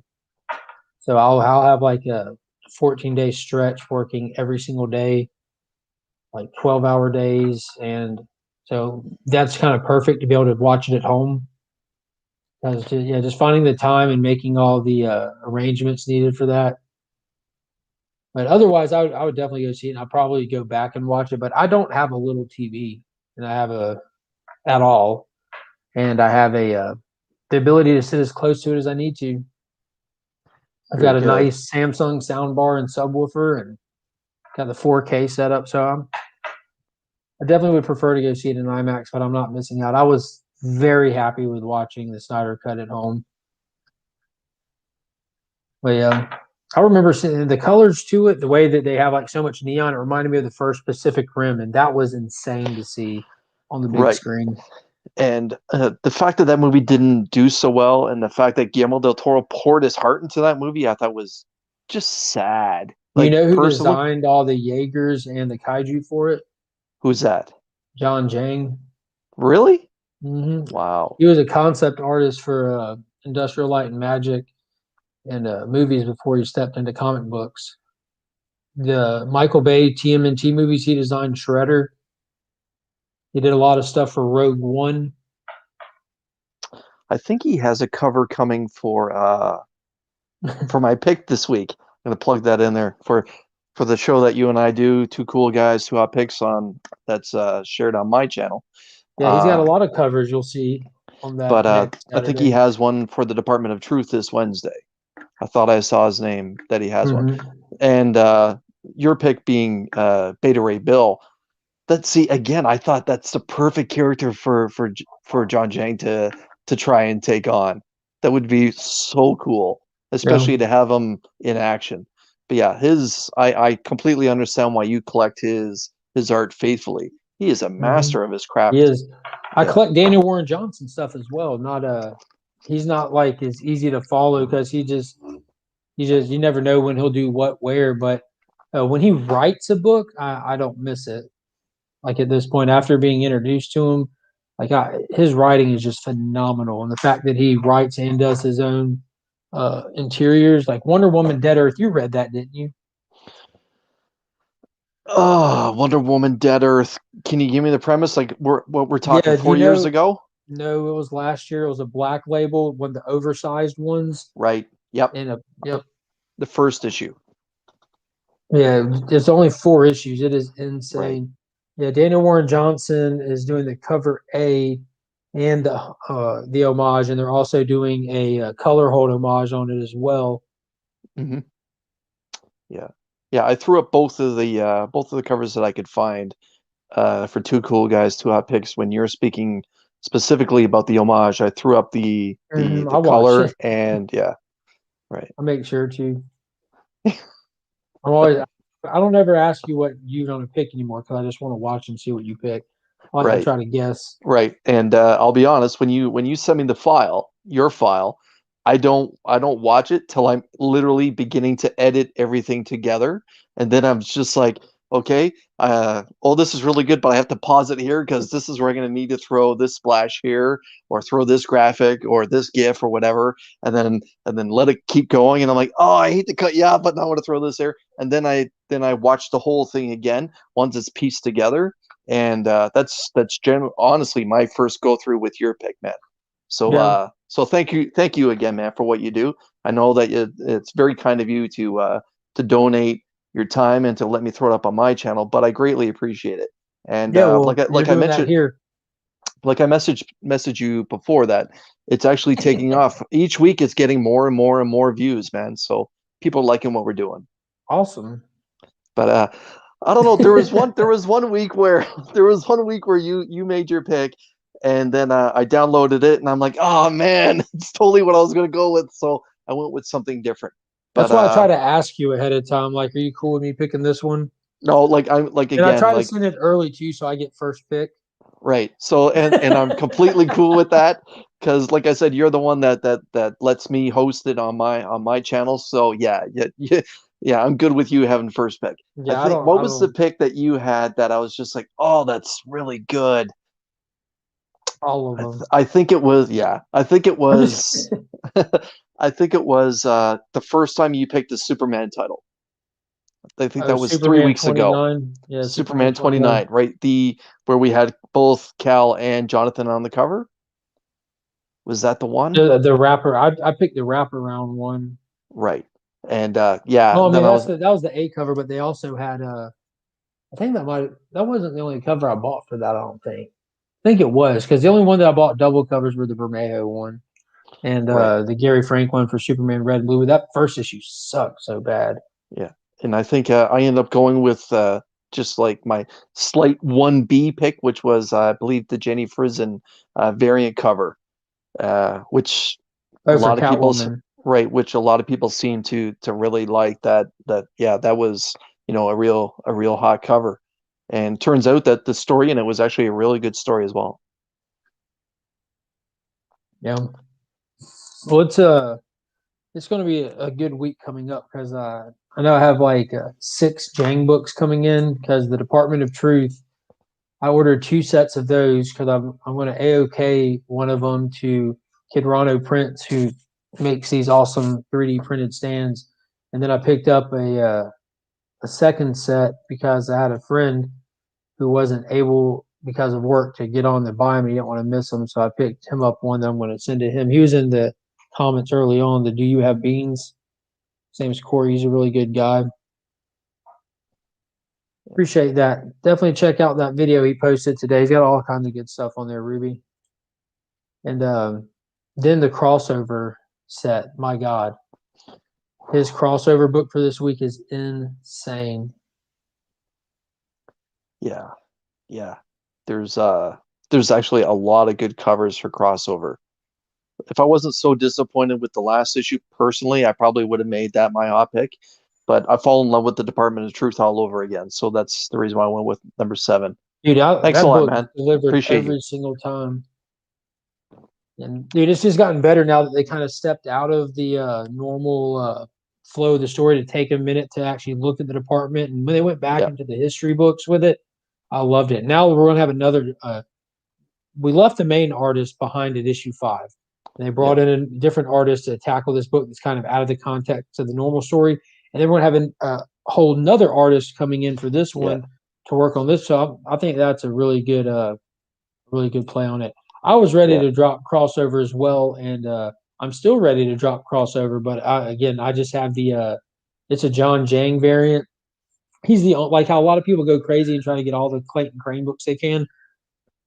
I religiously collect John Jang books. I respect that, And man. He's so talented.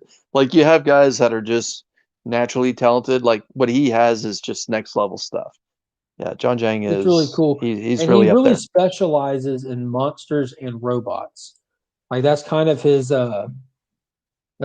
thing, right? I'm just going to show everyone this cover. Share screen. Wish I can remember how to do this. Can you see that? Because my screen looks different than yours. I can see it. Okay. So here's the trade dress one.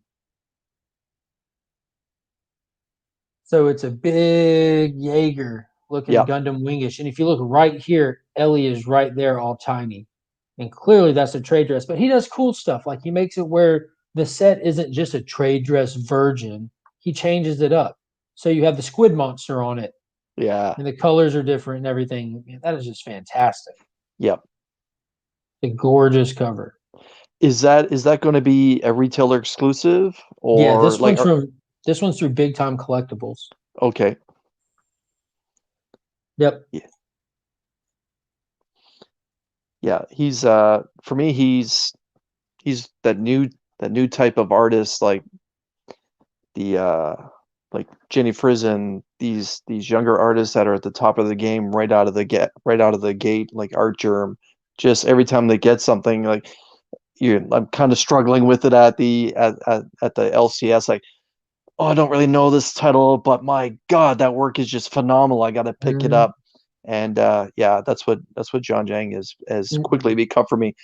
Also, the interview, yeah, but yeah, I'm like I was really excited for it, and it's a very well written book. There's literally nothing wrong with the book, and I'm still picking it up because I'm just waiting for it to hit a groove where I can actually enjoy the book on the level that it's meant to be enjoyed. I did not read God Country. I did not follow Donnie Cates' other little projects that he had.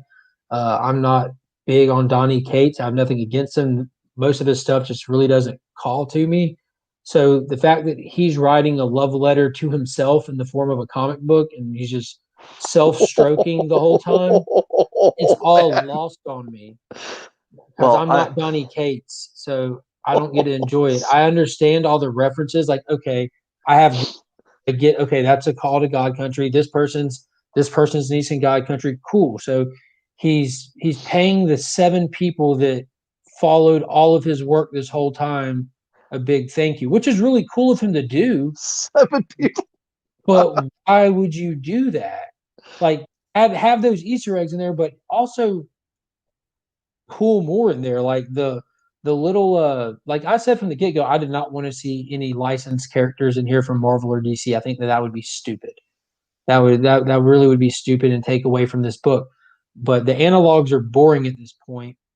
The fact that he's bringing in characters to be mainstay characters that are his own properties, and I don't remember what they were called, like the little team, the little ragtag team they ran with. The fact that Madman's in there was awesome, but he only had like one little scene of hopping around and jumping one time, and the artwork is nothing to write home about. It really isn't. It's not bad, but there's nothing phenomenal happening in this book other than Easter eggs for Donnie. They're called Donnie eggs. Tell me how you really feel. You normally get a lot of Donnie eggs once a year on a Sunday. Normally, I think it's the first Sunday of every April. You can find Donnie eggs. But again, I'm picking it up. I'm paying for it. I'm reading it. I'm not disliking it. I think it's having some good point. Good. It has some fun stuff in there. I just hate that the big moments that I can recognize. Like, oh, that was an moment. Cool. Next page. For me, like I said before, like how can I be disappointed with the last issue of crossover? For me, I was sold on the hype. Like when Todd did that whole series or the whole cover homage with the older image titles being thrown into Ellie's hands. I think that was issue 3 with Spawn behind her. Right. Yeah. And again, I really bought into the hype that we're going to have a lot of the Image characters start to pop up here. And then again, it was just like, like I was hoping for that, that punch right out of the gate. It didn't necessarily happen. So am I going to pick up the next issue? Probably. It's just like I said, it for me, Department of Truth being released on the same brand is better at this point. I do respect the fact that crossover is ongoing. I like the fact that it's not going to be a limited series. So maybe he's trying to weave too much too early, or maybe he's not weaving enough. But again, I Yeah. was hoping to see the Savage Dragon. I was hoping to see Yeah. I think they're going to get here. And if it's going to be ongoing, I'm glad they didn't burn those off so quickly. Because, like I Right. said, Lee, I don't dislike Kate's at all. I just was never, I'm more of a superhero guy. I do read indies, but like Yeah. more It's than true. anything, I am a superhero guy. So Yeah. I get indies when there's something that's kind of calling to me about them. Like crossover just seemed like a cool event in itself, like a self-contained event, which is really cool. Like Department of Truth, the Conspiracies got me there. Seven Secrets, the fact that Tom Tyler was writing it took me there. So I have to have a reason to go check them out, but I'm not dropping it. Like I'm at the point where I could take it or leave it, but it's because, like, if you're, like you said in here, if you're a fan of his work, this is like a dream come true. But if you're not somebody who's religiously followed his work, like I do with other things, a lot of it's lost on me. So you have to write to those people also, and he's not really doing that yet at all. But I'm looking forward to him doing it. Like he brought Madman in. That was a step in the direction of people who aren't diehard Donnie Kate followers. So like I was excited about that because I don't have no vast knowledge of Madman, but I'm completely aware of him. Like I had a Madman toy as a kid, like he's been around a while. I'm completely aware of him. I thought that was cool. So I was going to have a chance in my years of like collecting and reading comics regularly to jump on a Madman property of some sort. So that's pretty cool. So I'm excited more about Madman so far than anything. And he's had such a small part. I'm looking forward to him doing more. And I'm also excited to see what's going to be going on with Orion's character and Ellie, which they haven't really hashed up in the past two issues. They're kind of just letting the dead dog lie there. So I'm waiting for cool stuff to happen while we're trudging through Donnie eggs. Like you can sprinkle the Donnie eggs and sprinkle the regular eggs and not just bombard us with 2 months of Donnie eggs. Because when you look at two issues like that, that's 2 months of people's lives. Because when they're coming out once a month, you're talking about them, you're like thinking on them. That you spend a lot more than just the time you take reading it in that book. You know what I mean? So that's a lot of time with content that I don't have anything to do with. Hey, Chip. Yeah, I sure am, buddy. For me, I kind of got sold on the idea that on the title alone, like I got caught up in the hype. Okay, it's crossover. We're finally going to see the Image universe start to come together again, the way that it did in its infancy, where we would have the odd character crossover to other characters. I didn't necessarily realize that it was just going to be a portal, and we're literally crossing over. Yeah, I do like how he started it. The fact that the event already happened, the crossover already took place, Yeah. and we're kind of dealing with the fallout from it and everything. I love that. I like seeing that. The kind of forget his name, just the Doctor Strange character is the one who put up the barrier and stuff. And Right. there's some cool stuff, man. There really is. There's some fun stuff in there, but it's time to start focusing on Ellie and Orion, and let's get that rolling. Because this is issue 5 coming out, right? Like this should be the end of the first story arc. This or the next issue, and we got that magical sword from Donnie Cates' land. So maybe Lee, explain to me real quick the sword, please. And I'm not being facetious or joking, like because I don't read God Country. How relevant is that sword? Like, how important is it to what they have going on? Like, they really don't have anything going on. They're just traveling right now. But you have the refugees that they need to address. You have Ellie's parents potentially back home. You have the little girl that you need to get back. You have a lot of things that you cannot really have play out in just 2 issues really to complete a story arc. So what's up with the sword?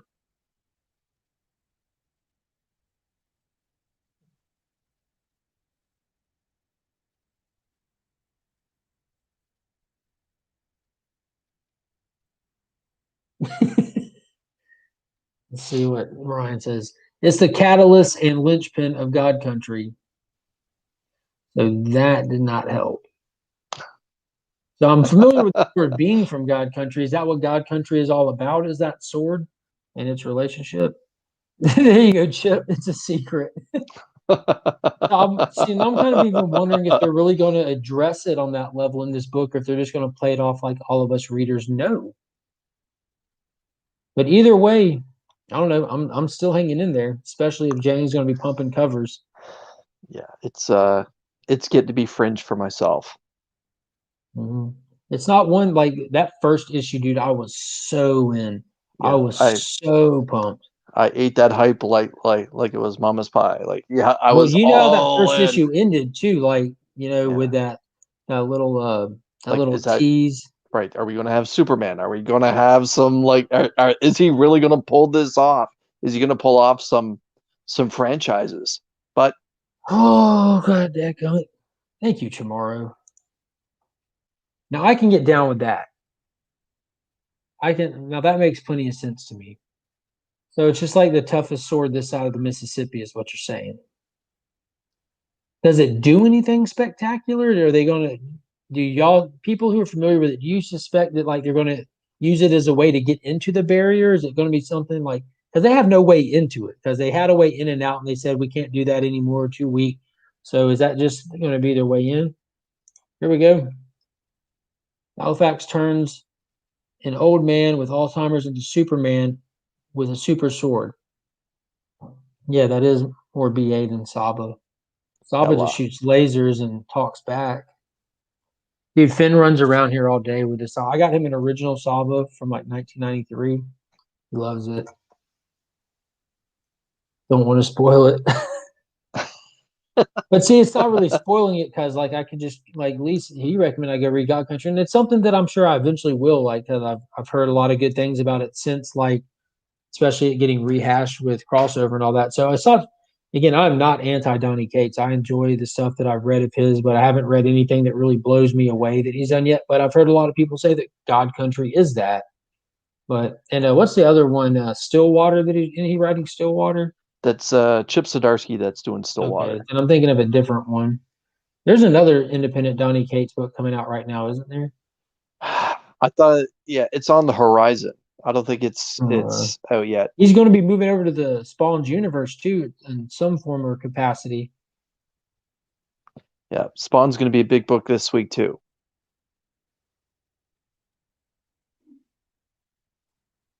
As a dad, you will love it, and it will hit all the feels for you, dude. That makes me want to read it because you have no idea how soft these kids have made me. I'm not joking. I'm so soft. I'll cry in a comedy movie anymore. I'm like the Croods made it to the cave. I have no idea what that is. It's a cartoon kids movie with cavemen. And It's got Nicolas Cage doing the voice for the dad. So it's awesome. Yeah. You know how cynical I am. God Country stands head and shoulders above the other work. That's awesome. Yeah, it's got to be better than King in Black, right? Now, you didn't like his Thor run? I didn't even read Thor. Didn't care. Nothing against it. Nothing against it. That's another one that Ryan highly recommends. It's good. Thor, his Thor run has been really good. Yeah, Ryan speaks very highly of the current story arc called Prey, with Donald Blake coming back and just wrecking. Yeah, it's good. Yeah. See, look at here. And you would think that's the Rock On horns, but it's not. That's actually Thor's head with his helmet on. Okay.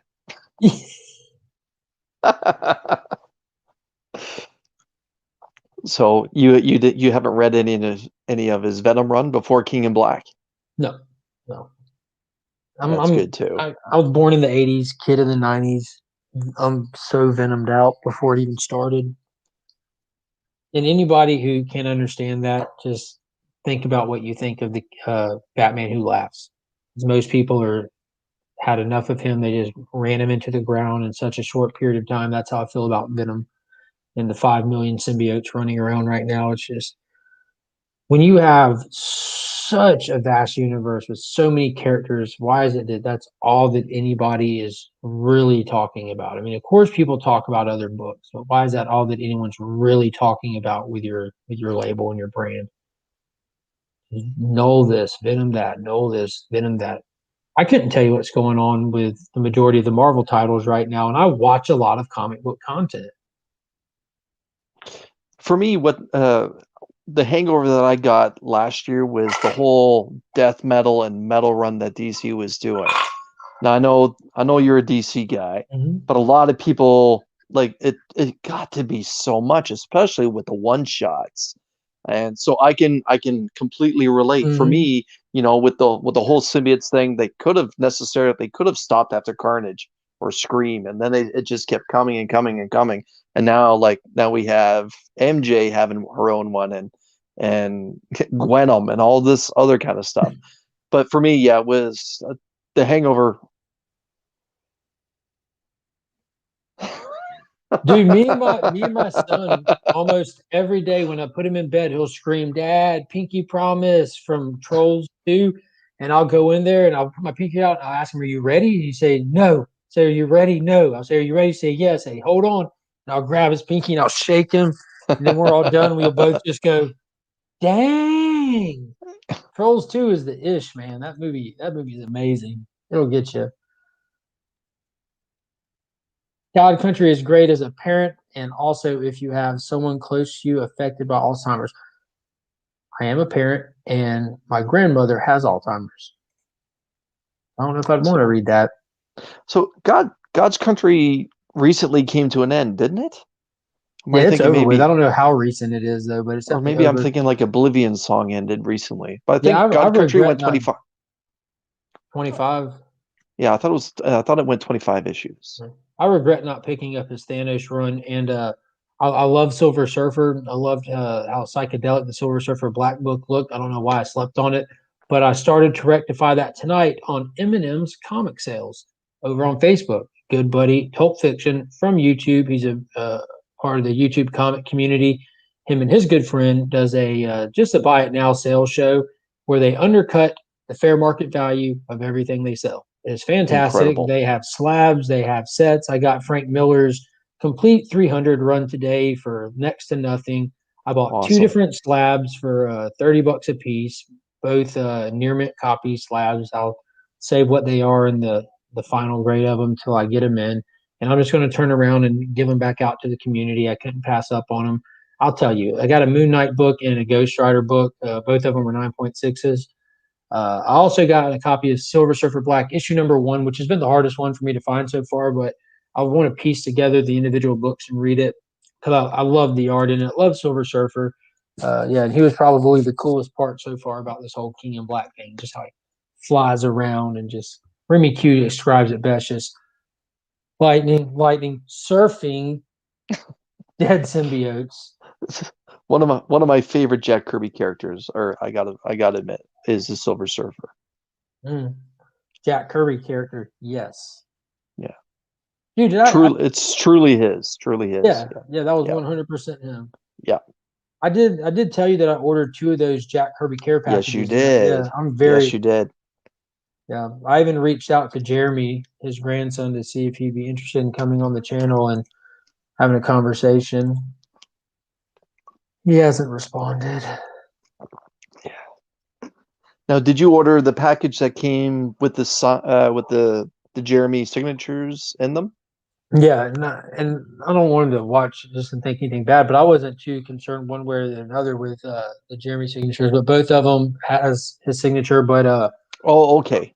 I ordered one because they do them in like I don't know, like volumes. Like care package 1 is this. Here's this version and a special edition version. Then later they did a second one with a smaller and a bigger version.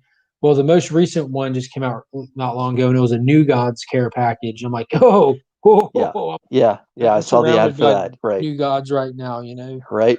Like there's number 7 with the first Steppenwolf, number 2 with the first cover appearance of Darkseid, number 1 up there, Mr. Miracle. That's got Fourth World all around me. That's like the coolest thing that Jack Kirby's ever done for me is create the Fourth World characters. They're just fantastic. So I got the special edition one of that, And what really sets it apart is they come with personal property of his, like that isn't necessarily his creation. Like one of them, I saw a guy got a copy of an old sci-fi book from like 1940s. You know, like it was a first print. Can't remember the writer, like Heimdall or something like that. Yep. And it Heinlein? was a Heidelin. That's Yep. it. Robert Yeah, Heinlein? Yes. That was the first print Robert Heidelin book that Jack Kirby owned. Yep. And it came in a care package. It was a $50 care package. That book by itself is worth more than that. None of this stuff you would get to want to resell. So a lot of the stuff is where recently Jeremy Kirby had talked to DC and he was able to get a hold of a lot of his grandfather's original pieces that DC owns. So what they did was they got those original pieces and they made a very, very limited amount of prints. And then I don't know if he kept them or gave them back to DC, but those prints are now like 1 of 100s and stuff like that. So the New Gods one comes with like High Father, comes with Dark Side, comes with Atlas, which I have his first appearance and everything. And I have all of those characters' first appearances. I got 2 of them right above me, but and then it comes with an actual original art stat. Like so where Jack would draw a picture, but then he would make a art stat of it, and that's what he would use for redrawing that character over and over. So it comes with an actual original one of a kind art stat. I'm like, need that. So that was in the special edition one. And then I went down back through what they had and I found Care Package 6 they didn't have a special edition one of. But that's the one that comes with a page from the Demon. Like if you get the Demon, Right. first time you see him in a full page splash, it comes with that page. I'm like, I need that in my life because he's like one of the coolest characters ever. So that print is limited as well of the Demon? I'm not sure how limited it is or what. I don't know if they just I don't know on that one. That was the only thing I saw with Etrigan at the time. So like I jumped on it immediately. Like my hype was through the roof. I just found out about these things. Yep. My wife was like, "Those are too cool. You should get one." I'm like, "I will. I will." And she's very supportive. It's amazing. Very good. I got a good one. She woke up at 3:00 with me to watch the Snyder Cut. It was worth it. Country was a 5-issue mini that came out in 2017, I think. God Country only ran for 5 issues. Wow. I thought it was like 25.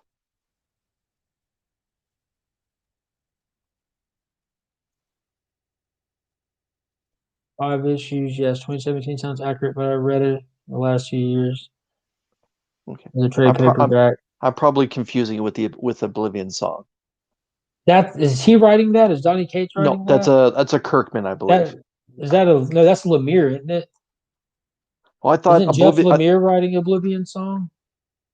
Oh no, I thought I thought Robert Kirkman did Oblivion Song, and Jeff Lemire did the that one with the kid with the deer antlers on the cover. Not Bitterroot, but there's another one that like this little kid. I think it's a Scotty Young written story. It's like a little kid when he gets all upset and emotional, it like creates a tornado of some kind. I'm not big on indies, but I've heard them talked about so much. I don't know, man. Oblivion Song is a Kirkman book, I'm pretty sure. Yeah. It's not Lemire. Yeah, I know Lee's the Lemire guy. Family Tree. Thank you. Family Tree, right. Yeah, that's a good question for Chris. Yes, he is. He's dude, y'all are just pumping out like creators these days. He actually suffers from social anxiety. So if he actually ever comes to your part of the country to do an autograph signing, go get him because just run up to him all excited, screaming. Try to hug him, and no, he has some social anxiety. So if he actually is doing an autograph signing in your neighborhood or whatever, check it out because he may never come back. He's a different dude that way. Yeah, I loved his limited Batman run he did. It was called Joker Killing Smile, and then they did a one-shot follow-up called Batman Smile Killer for Black Label. They were all really good. I enjoyed his Hawkeye run that happened 3 or 4 years ago, maybe, and he actually made an appearance at a small comic shop in my neighborhood. So there it is. Yeah, that's the one with the little kid with the little swirly thing. Yeah. Yep. You're dead right. Anyways, I had a blank cover from Hawkeye and asked him to autograph it, and he just stopped and gave me a 10-minute Sharpie sketch for free. And yeah, he's a real good dude that way. That is Jeff really Lemire, cool. Lemire, however you pronounce it. Lemur. Right. No. Lemire. Well, I think that about wraps it up. Yeah, go read Middle West. I heard it's really good. It's a whole father-son thing. But yeah, I think this week I'm hoping to get my hand or have a few moments to read. Was it Proctor Valley Road, that Boom Studios book that came out, I believe, last week? Yeah, about So a week ago. I've seen some reviews that it's actually really good. So I'm gonna take the time to check that out. Yeah, Jason said it was good. Slot it up. Yeah. I trust him. He has good taste in comics. Yeah. He's a DC guy. He's a big Spawn guy too.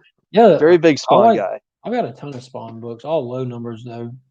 I haven't kept up with it. Well, I've bought a few of them. Of course, I got the Landmark 301. I got the Bill Sienkiewicz and the Alex Ross. Of course, he's like, I don't know. He's just going to be my favorite artist forever. I think. J. Scott Campbell did a real good one too for Spawn rolling over 300. You saw the cover for the one coming out next week. I think it is with Gabriel, the angel on the cover or whatever. Yes, yeah. I think that's this Wednesday. Don't hold me to it, but I believe it's this Wednesday.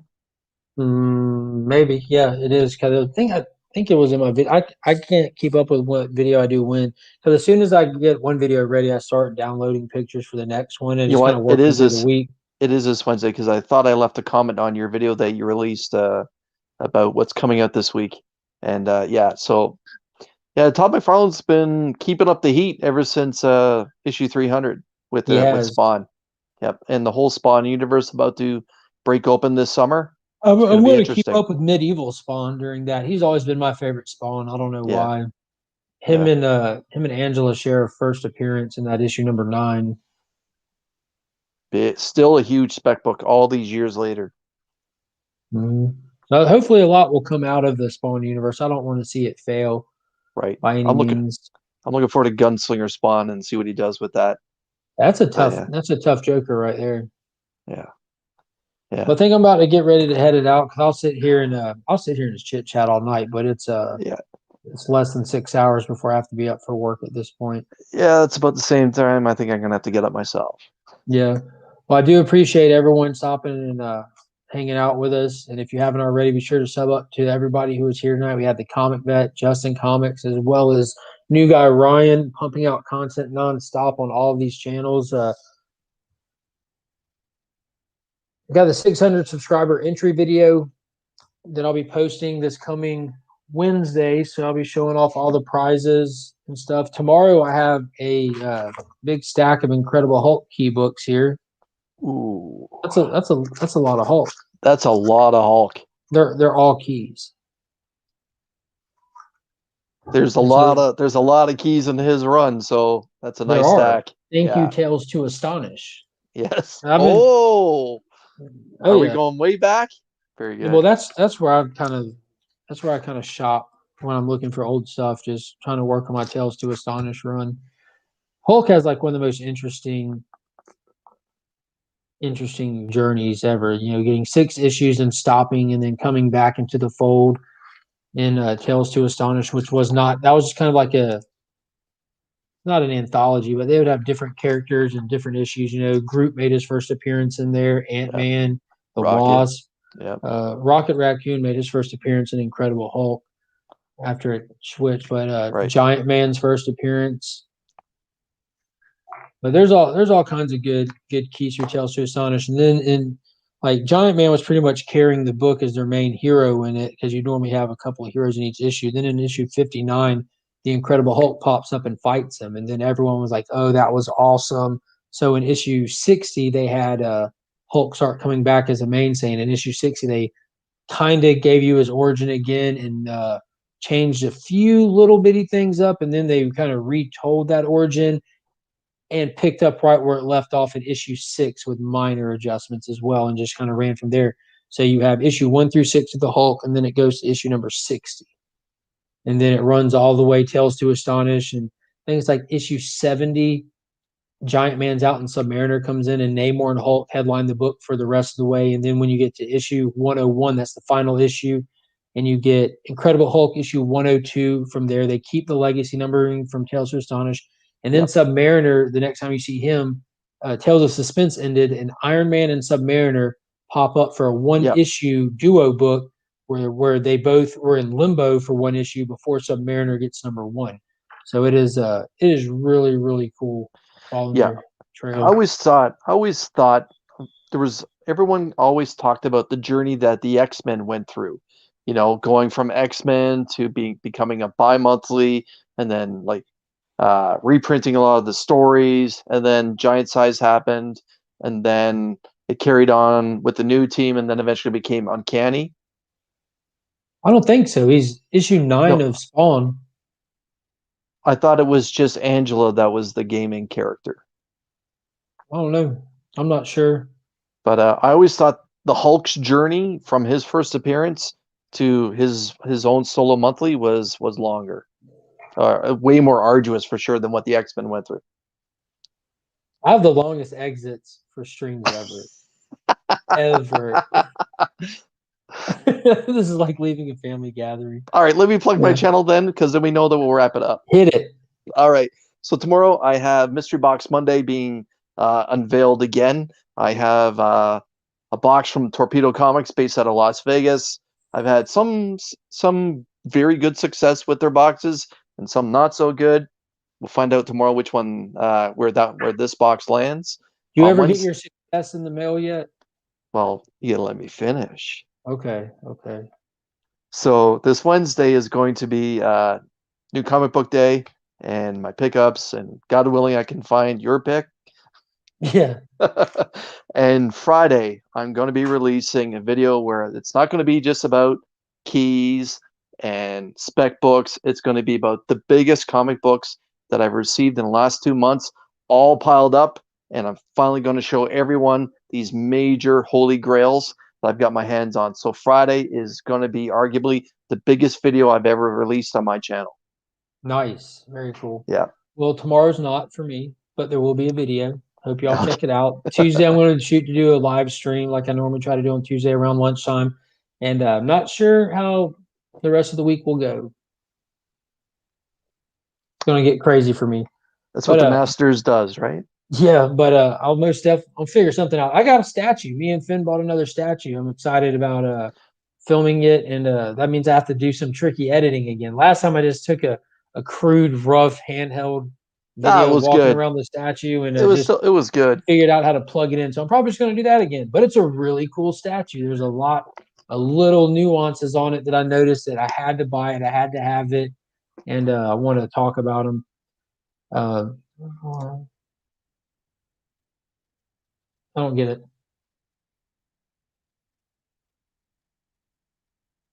I don't know what it means. So far. Comic vet. I don't know. But yeah, I got that statue. And I got some separate key books that are not Hulk books. So I'm going to try to do some video. Oh, I got tons of mail that I've been getting in. That's right. So yeah, I'll have some videos coming out this week. I'm probably going to start trying to do like mail videos all at once. Like I don't know what I'm going to do. I'm trying to do a little bit better formatting. You know, like maybe do like mail stuff once a week on a video and local pickup stuff, because I kind of hunt for specific stuff, like the Hulk stuff. That's a good theme in itself. But yeah, maybe a CGC submission video, because I need to do that before Masters hits, because I won't have time for weeks after that, and it's time to send some stuff. All right, guys, thanks for everyone coming. Be sure to like and subscribe. Don't miss out on that 600 subscriber entry video this coming Tuesday. If you haven't already, be sure to subscribe to the Comic Vet. He's got comic content going nonstop. And as always, I'm Mark, but we are Legion.